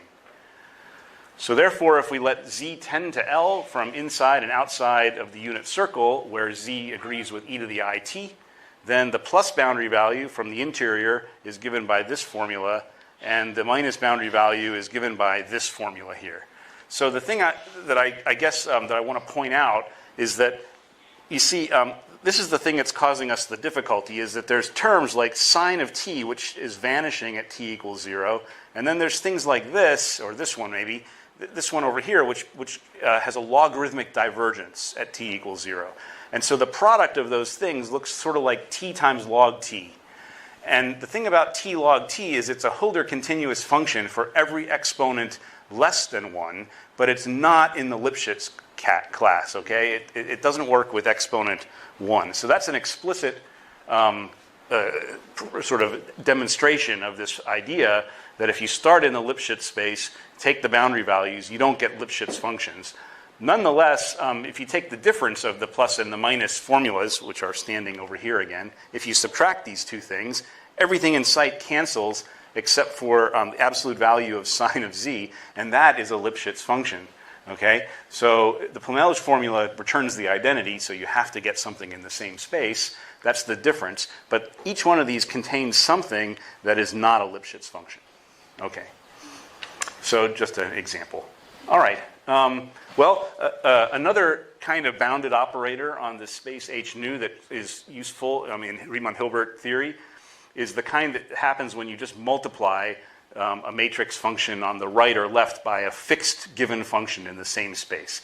So here's a definition of what I mean, a multiplication operator. So suppose M is just a given matrix function in H nu of L. So then you may define an operator of left multiplication by M, which we'll call left of M, like that, the action of which on a function f in H nu is to multiply f on the left by M, okay? And likewise, there's a right of M, which has the M showing up on the right, okay? So now, remember, we had this, we already worked out what happens to the Hölder norms of products. Both of these things are in the same space, so it's easy to see that the Hölder norm of like the left multiplication operator acting on f is just bounded by the product of these two things. So that's a bounded operator, and this is the norm of that operator, okay? Likewise for right multiplication. So the norm of the multiplier, the sort of matrix Hölder norm of the multiplier, is the same as the operator norm of the multiplication operator. Okay.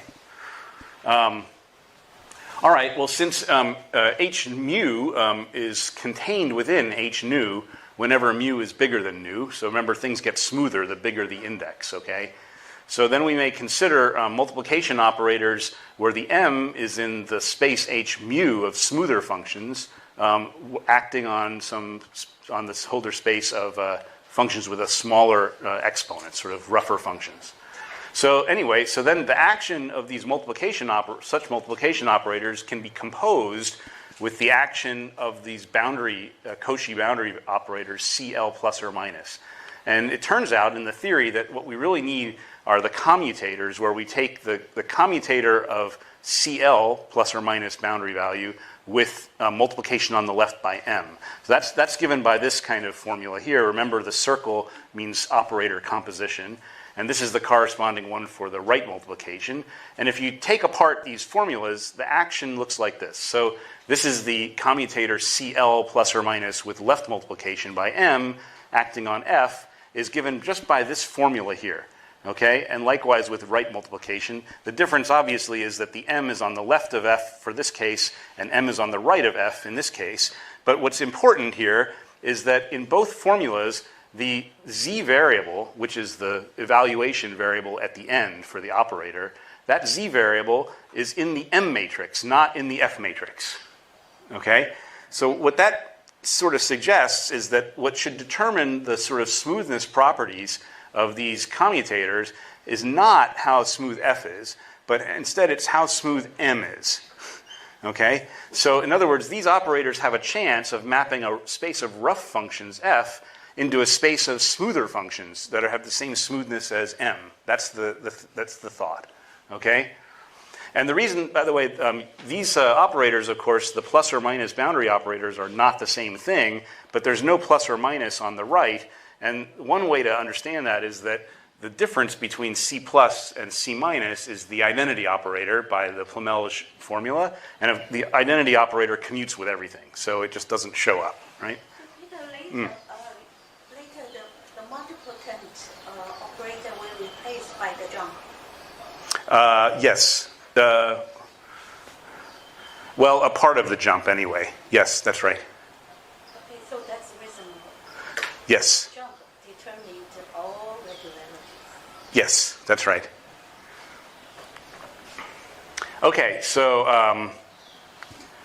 right. So as we just mentioned this fact, it looks like these objects should be as sort of as smooth as m is, and maybe not mattering so much what happens with f. So that's in fact what is true. So suppose that nu is less than or equal to mu, which is strictly less than 1, and that m is in the space h mu, the better space, the smoother function space.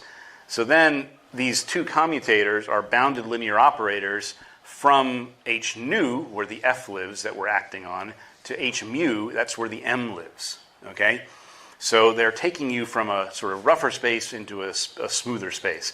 And the proof is not really a proof, I'm just sort of telling you how to do it, but you basically follow the steps of that terribly painful Plemelj-Privalov proof, except that you estimate the h mu norm of the quantity, because that's what we're trying to do, right? We want to. This is the output side, so we want to estimate the h mu norm, and we find an upper bound that's just proportional to the sup norm of f, and that in turn, of course, is bounded by the nu norm. But this one, the Hölder norm of f, the part that's measuring the Hölder continuity, doesn't even show up. So really, what I'm saying is that the same proof shows that you're mapping L infinity into h mu. That's what I'm really saying is going on with these commutators. But we may think of them in this way.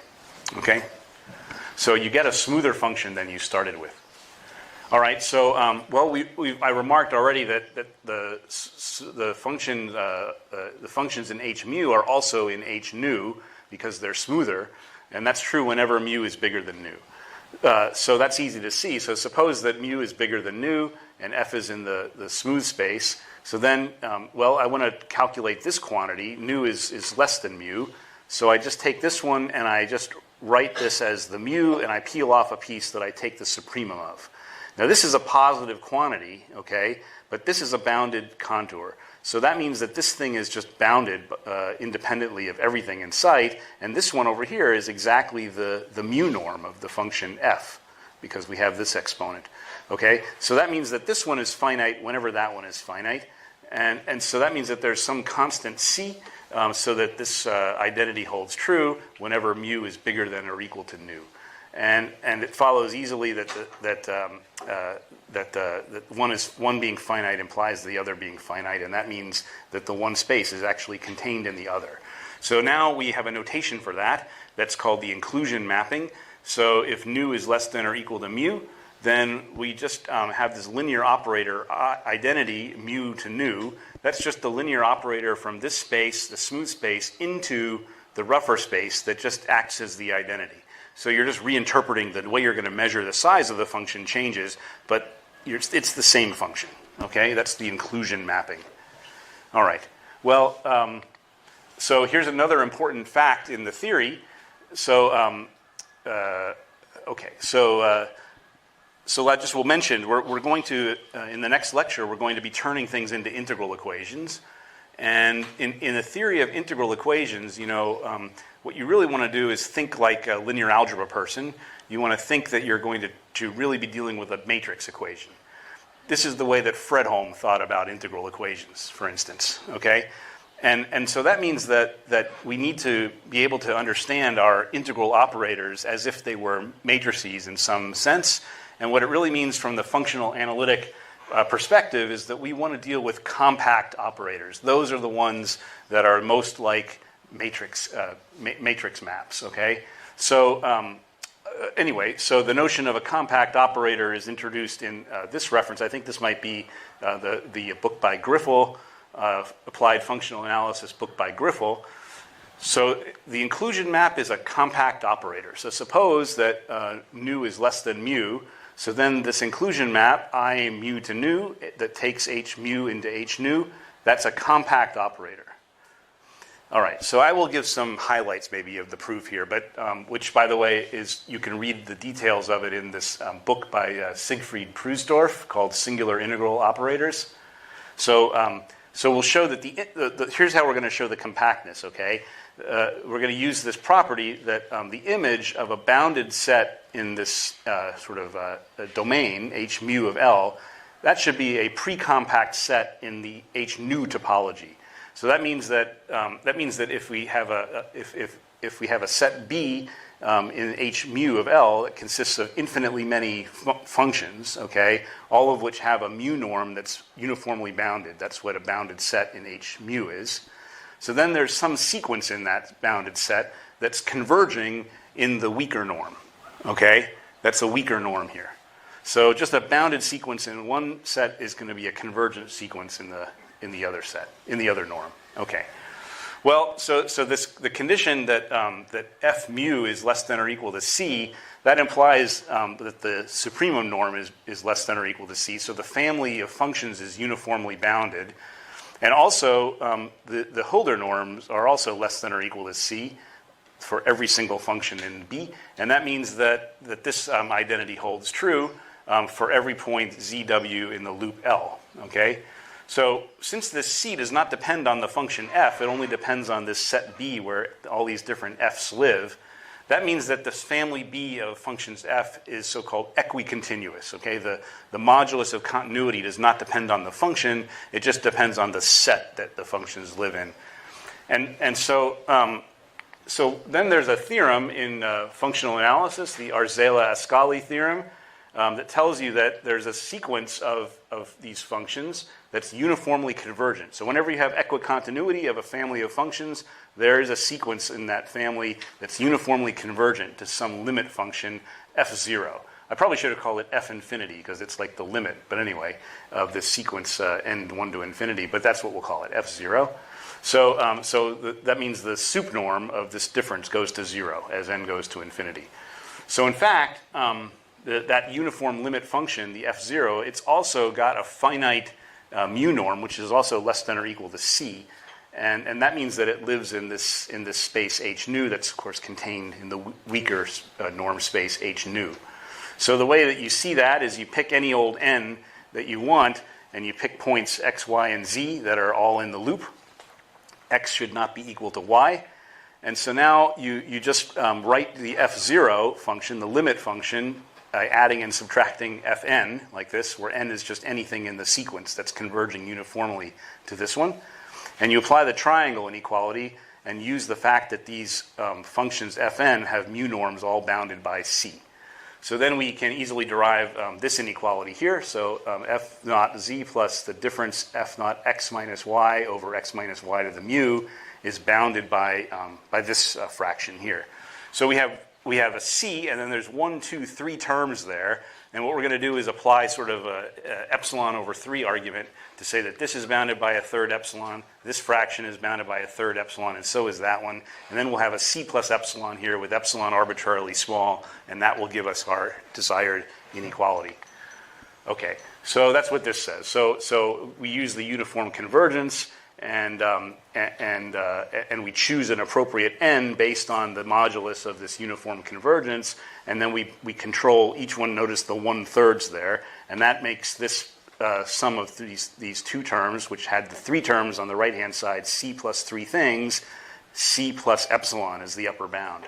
And now the epsilon can be taken as small as we want, and then we're going to get that the nu norm for f naught is less than or equal to that number c.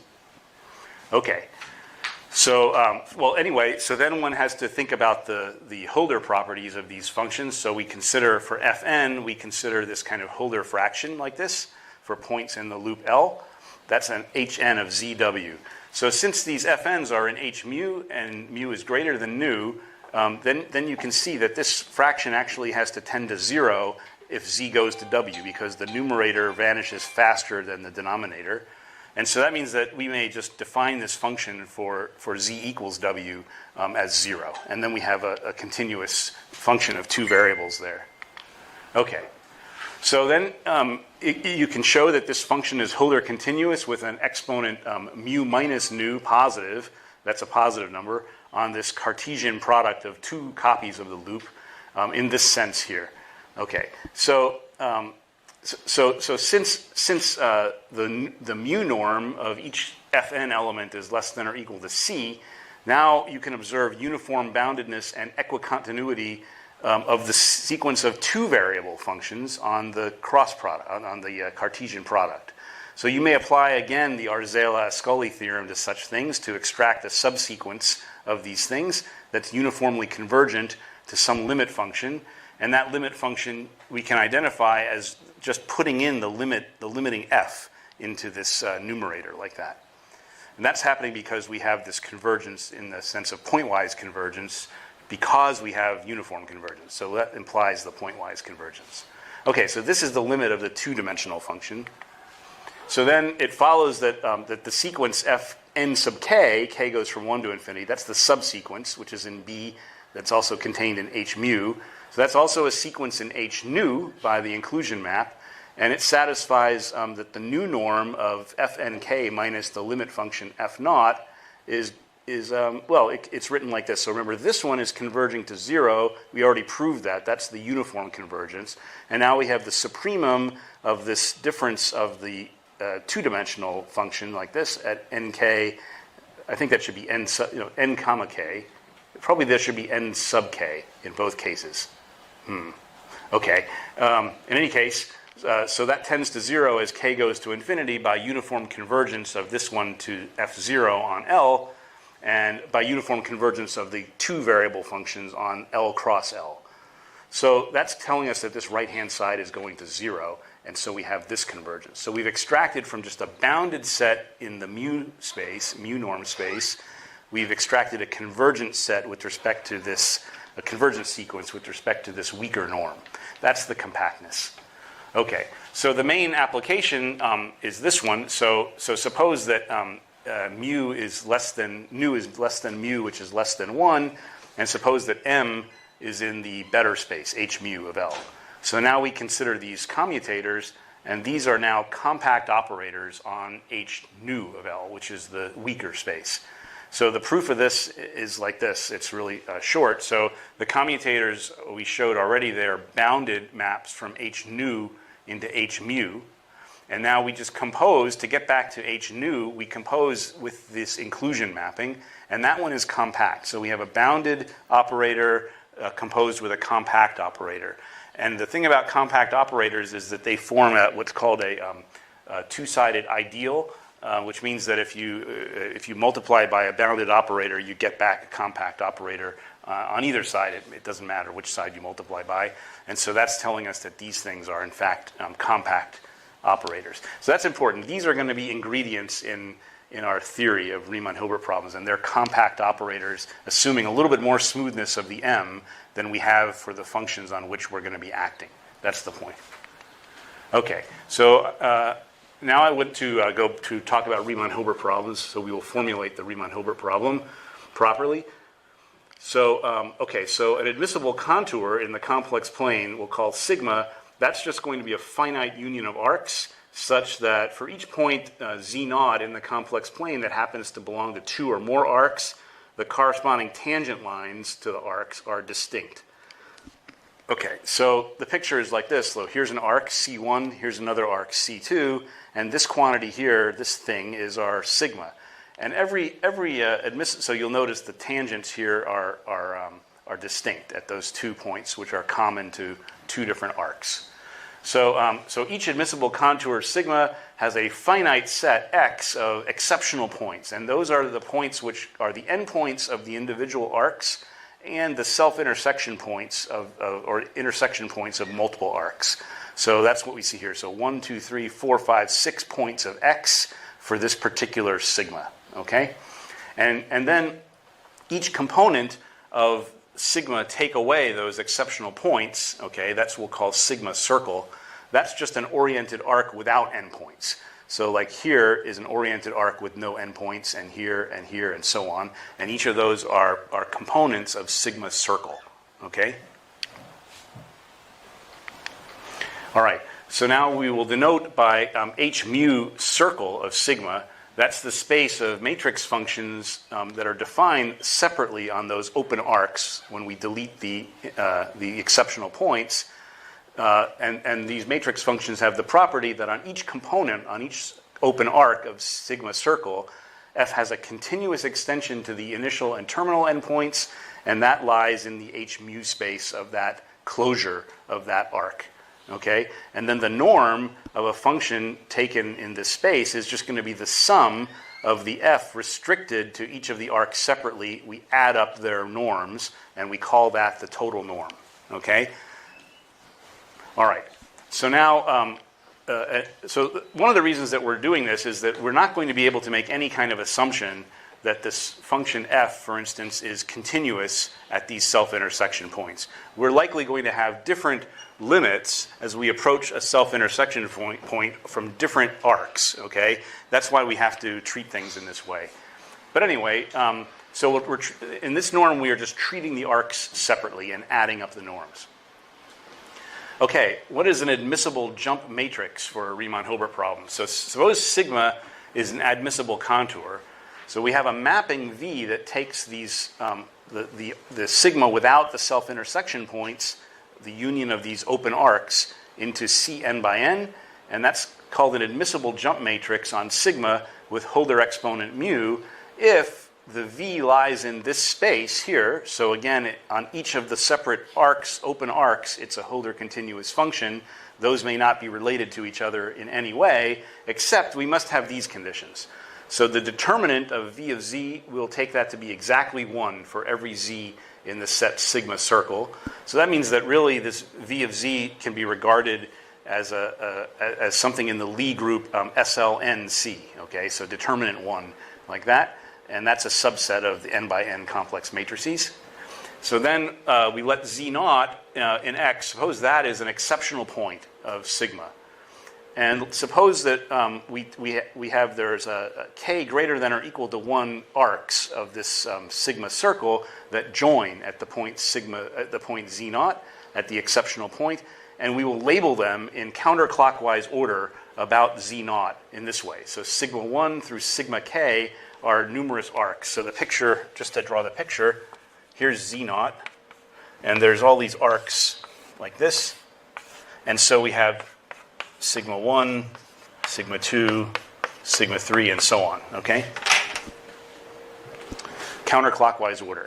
And each one of these arcs carries an orientation, so we will call that, we'll assign an index 1 if the arc is oriented away from z0, and -1 if it's towards z0. So here, this is a sigma equals 1. This one is sigma equals -1, for instance. Okay? So then we require this condition, which might look a little familiar, actually. So suppose Vj is defined as the limit along the arc sigma j as z tends to z0 of the v of z. So that's a matrix for each arc. We are going to say that the product of these matrices, either to the plus or minus power, depending on orientation, is equal to the identity. And that holds for every z0 in this exceptional set. Now, just to give you an example of this, you may recall that in our discussion of the Plemelj-2 equation, we had these 6 rays that were all meeting at the origin in the complex plane, and we noted that it was a property of the direct monodromy mapping, really, a property of these Stokes matrices, that the product of the matrices was the identity matrix. That told us that there were fewer than 6 independent Stokes multipliers, right? So that is exactly this condition here, okay? So we are going to now assume that such a thing holds true. In that case, it does automatically, okay? But we're going to assume that that is true in general. For every self-intersection point, the product of oriented limiting jump matrices will be the identity matrix. And that's going to be true for every exceptional point z0. So in particular, by the way, you know, in the picture we had over here, just to show you some other picture. So in this picture, this is an exceptional point here. And there's only one sigma arc coming out of it, okay? So what I'm demanding, by the way, in this case is that, well, the product of the limiting jump matrix at all of those points, which is just one limit point there, that has to be the identity matrix. So I'm demanding that if there's any open arc endpoints like that, the jump matrix has to tend to the identity matrix at the endpoint, okay? That's one of the implications of this definition, really. Okay, so yeah, so we have a mapping where we are taking these Hölder continuous functions on the different arcs. The determinant is exactly 1, and then we have this kind of continuity or consistency condition that holds true at every self-intersection point or open endpoint. Okay. So now we will formulate the general Riemann-Hilbert problem, and so we recall that the subscripts plus and minus, they refer to the left or right side of an arc according to its orientation. So suppose sigma is an admissible contour, and V from sigma circle to Cn by n, that's an admissible jump matrix with Hölder exponent mu. Let's look for a matrix M on the complement of the contour sigma with the properties that M should be an analytic function. Okay, M is a matrix. That means all of its n squared elements should be analytic functions in the complement of the contour. Jump condition. M extends continuously to the jump contour, the boundary of the domain of analyticity, from each component of the complement. And it takes boundary values which are defined in this way. So there's an M plus and an M minus at every point Z in sigma circle. And what we do is we approach that point Z from the complement, from the rest of the complex plane, either on the plus side or the minus side of that smooth arc, and we take the limit, okay? And that's called, that limit of M of W is called M plus or minus of Z. So then we demand that the boundary values satisfy this jump condition at every point of sigma circle, which omits all of these self-intersection points.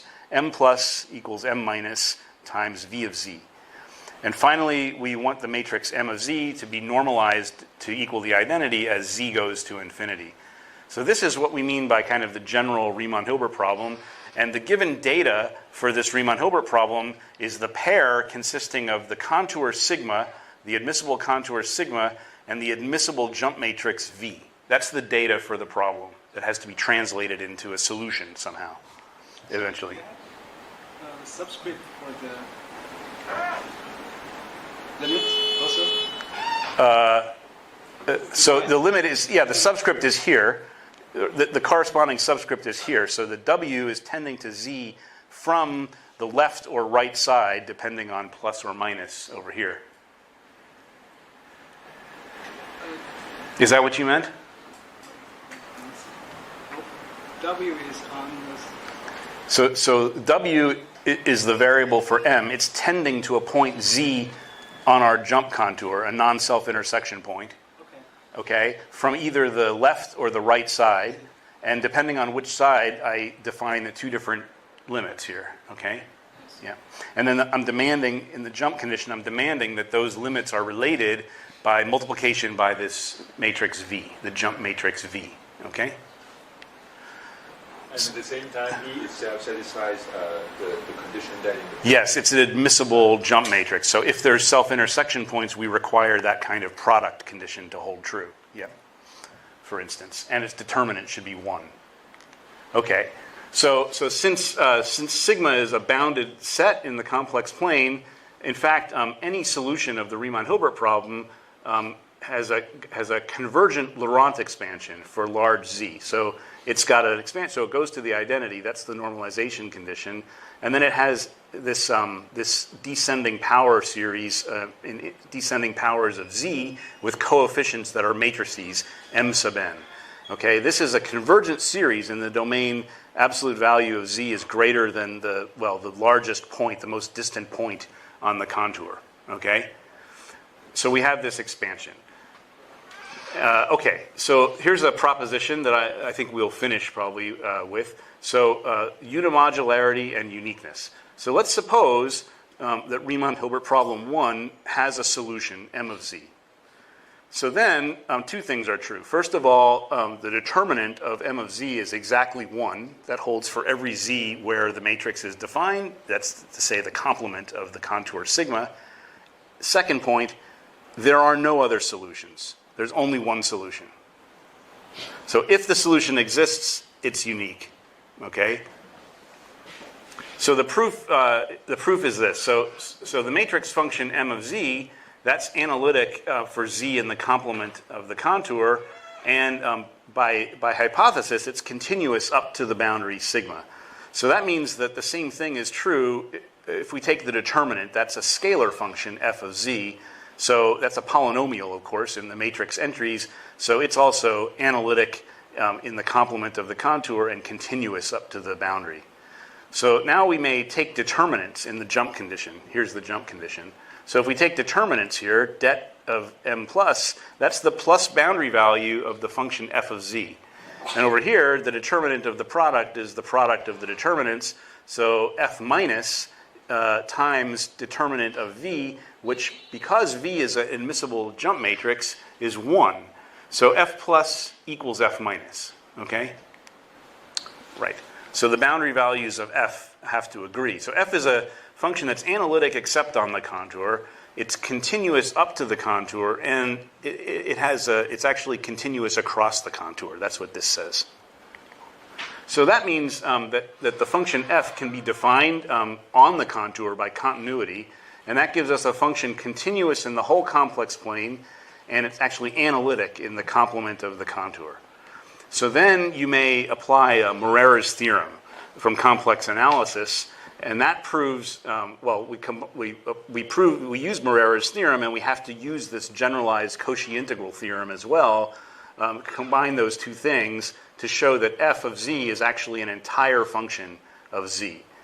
And then we use the normalization condition. So M is supposed to tend to the identity matrix as Z goes to infinity.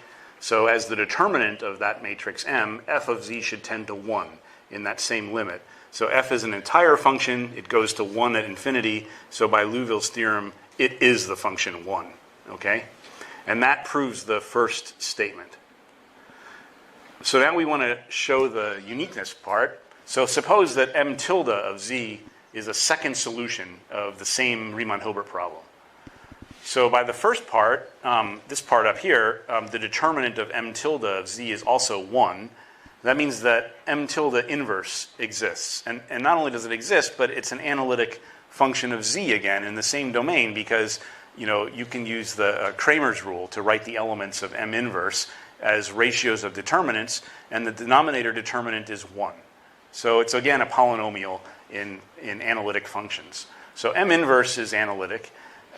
And so, okay, so the product, or this product of M of Z, that's the original solution, with the inverse of the other solution, M tilde, that's a matrix that's analytic in the complement of the contour, of the jump contour. So then, well, we may ask, well, what's the relationship between the boundary values of this product matrix? So M and M tilde, both of them solve the same exact jump condition. So we may calculate. So P plus of Z, the boundary value from the plus side of the product, is just written here. But M plus is M minus times V. And M tilde plus is M tilde minus times V, okay, inverse, right?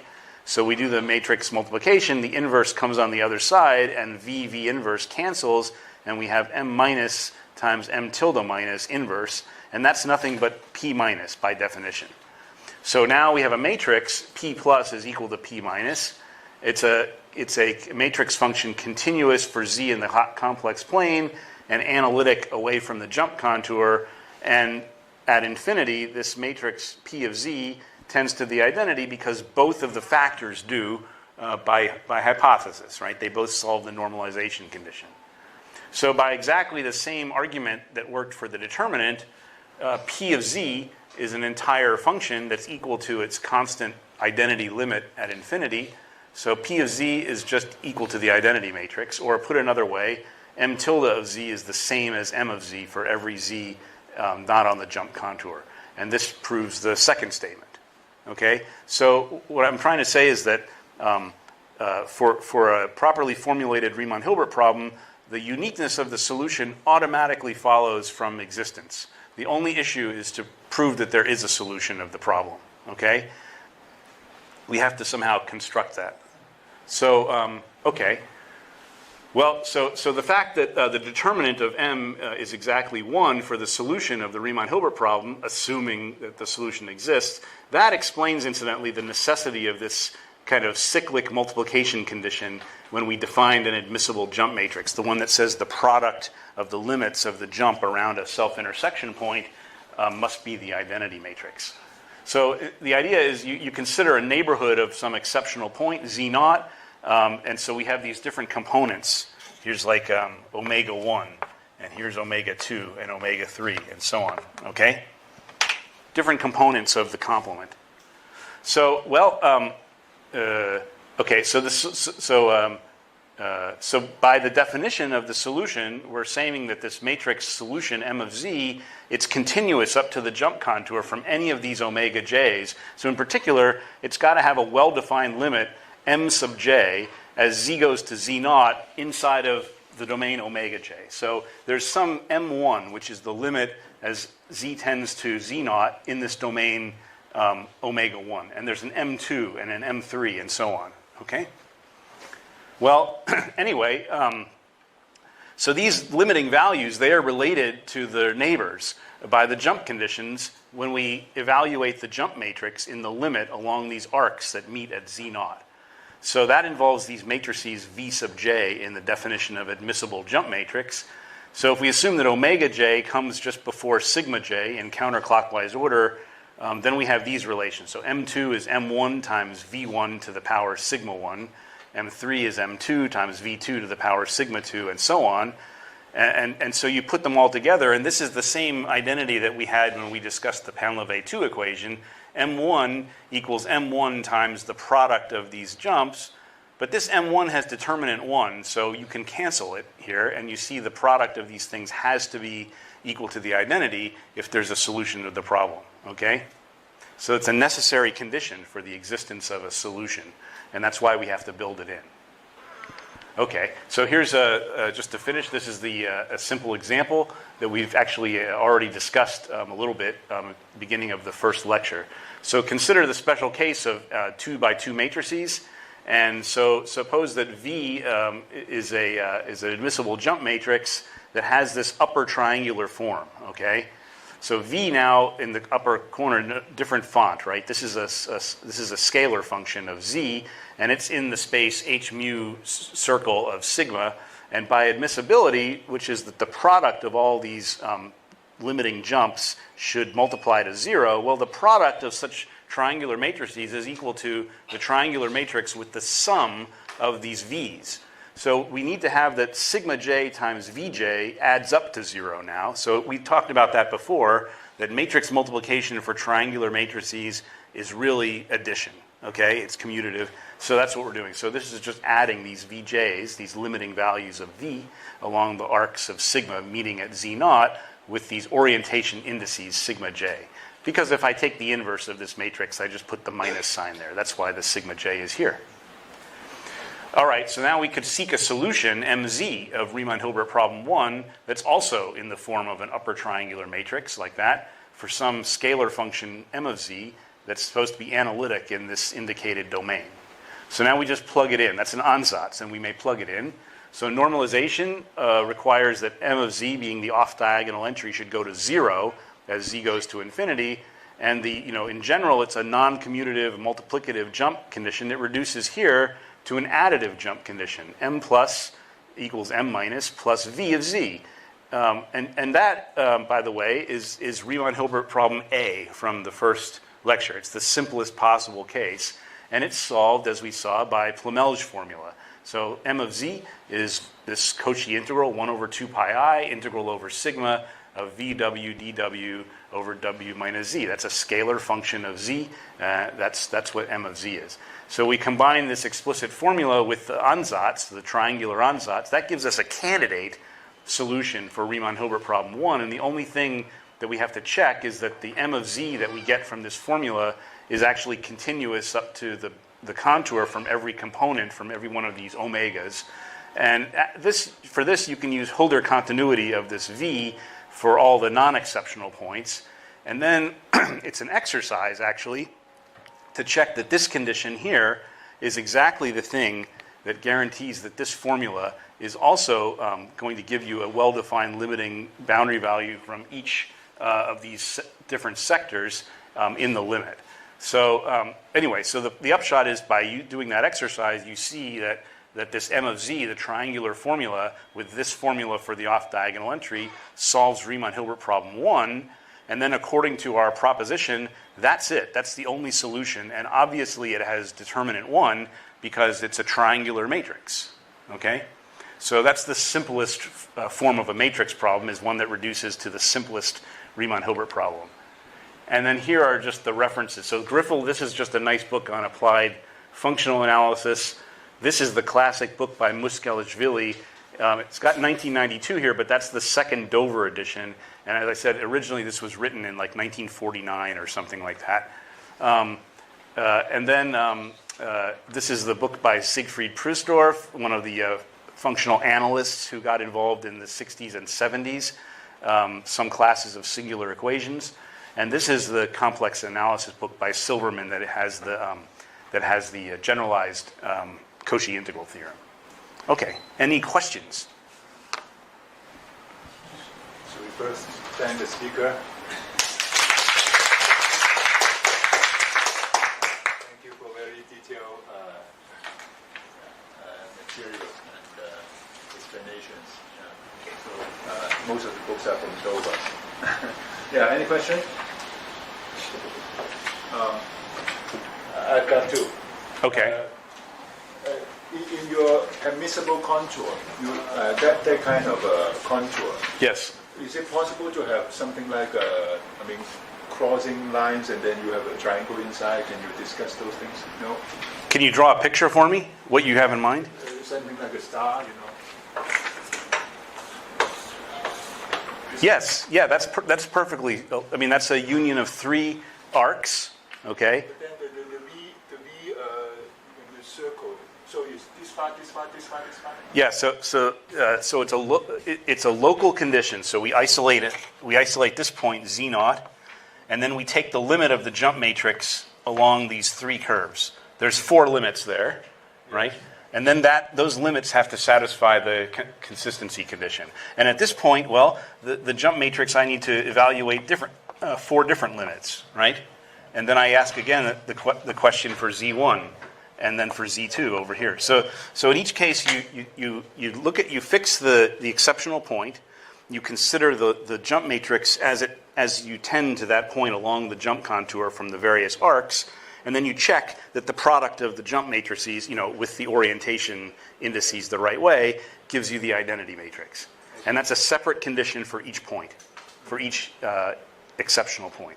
Yeah. And so also in your Hölder continuity, you have very detailed about the space. I call that Sobolev embedding theorem, right? The compact operator. So you really, when in your analysis, you really deal with some Hölder, two Hölder space with the parameter one bigger than the other, and so on. You need those kinds of analysis, or it's just out of mathematical interest. No. So you need to have a proper space in which to formulate what's going to be an integral equation that's equivalent to the Riemann-Hilbert problem. Okay? In the end, it's frequently the case that you know much more about the jump matrix than is required by this theory. So frequently, example is the Plemelj-Privalov jump matrices. On each arc, on each ray of our 6 rays, the jump matrix is an analytic function of zeta was the variable there. Okay, so there, like the Hölder property is just automatic. You have every exponent that you want, but in order to get this compactness that you need to prove the existence of the solution, you have to work in these kind of related spaces, one slightly rougher than the other. Then you prove the existence of the solution in the slightly rougher space. And then there's other arguments. It's just like in PDE, right? You prove that something exists in some weak sense, and then you use some other information to show that the solution is more regular than you thought. So there's an analog to PDE in that way. Right. Yeah. One more question. Percy Dade's book has a chapter also on this Riemann-Hilbert problem, and I told you, I discussed with the convergence is L2 instead of Hölder. Mm-hmm, that's right. Right. And so you told me that, in the problems that you deal with, you don't need that kind of detail. But the mathematical property of that L2 space would be as beautiful as what you got in this book. So the thing with the L2 space is that you have to work harder to. So think about this: that like the target degree of regularity might be something like analyticity up to and a little bit beyond the jump contour. Okay, so if you start with an L2 theory, you don't even have continuity of the boundary values. You have sort of L2 convergence of the boundary values. It's complicated. Convergence. Yeah, to show that you actually have a well-defined boundary values, even just point-wise, is hard work in the L2 setting. But in the Hölder setting, it's just for free. Right. The continuity is for free. It's even better than continuity, right? So analyticity is harder, but it's only a little bit harder from the Hölder point of view. It's a lot harder from the L2 point of view. Now, and I want to say a couple things about it. So the Hölder regularity is what was considered in these Georgian works. So if you read the book by Muskelishvili, it's the Hölder space. And I think there's lots of historical reasons for that, and some other good reasons connected with continuity of boundary values. But then, like later on, when you get into like the Beals and Koithman period in the 1980s, and people are thinking about inverse scattering problems. So then the issue is that you have a jump matrix which is built out of like the reflection coefficient for a Schrödinger operator, and you just don't have that kind of a priori control to say that this thing is a Hölder function, but you have some Sobolev information, say, right? And so it became a natural thing at that stage to try to formulate Riemann-Hilbert theory from the point of view of like L2 and L2 Sobolev theory and so on, and that's what a lot of the work with Beals and Koithman and Shinjo is concerned with. Okay, but in a lot of practical problems, in orthogonal polynomials, in random matrix theory, especially in Plemelj-Privalov theory, that kind of wild boundary behavior is just not going to happen, and so there's really no need to go into that. That's my feeling about it. Yeah. Space. I think I just said that. Yes. Any other question? Yes. I just have some comment. There's a book of Ismail. There's two chapters also. There's a Riemann Hilbert involved in the orthogonal polynomial. Yes, you said Murad Ismail's book? Yeah, Murad Ismail. Yeah. Maybe that two chapters was written by A.S. I don't know how to pronounce his name. Another. That book has two authors. Yeah. Okay. Yeah. And also, I just had a comment from Zhong Wong. It seems for this boundary value is possible also in a local sense. There's a breakthrough of coefficient and I don't know how to pronounce Macintosh. Yeah, right, sure. But And Maillet, yeah. Because there's a continuum conjecture. Then that's they need L2 because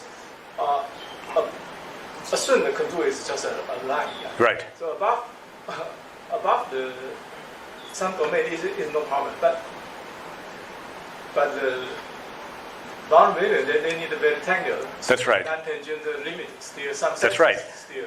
Yeah, so the setting for that paper is, that's an important paper in harmonic analysis, really. So the statement is that if you try to define the Cauchy integral up there, and now this L, this loop L, is replaced with something else. It's replaced with a Lipschitz curve. Okay, so this is something that's rather rough. Actually, it can be kind of a complicated thing, but it certainly is not like an analytic arc or something like that. So then the statement is that these Cauchy operators, the boundary values of them anyway, or those are bounded operators on L2 of a Lipschitz curve. That's a very complicated proof. It's also part of harmonic analysis. But my perspective on that is I've never come across a contour that's a Lipschitz curve and not something nicer. I just have never seen it. So I understand that from the mathematical perspective, it's an important result to try to extend the theory into as rough possible contours as you can. I mean, that's the kind of question you can ask is, what's the roughest kind of set L on which you may define that integral and define its boundary values and deduce something about their relation? And that's the direction of the harmonic analysis schools and so on. But in terms of solving Riemann-Hilbert problems, I've never come across anything like that. And to me, it just doesn't seem so connected to the practical problem.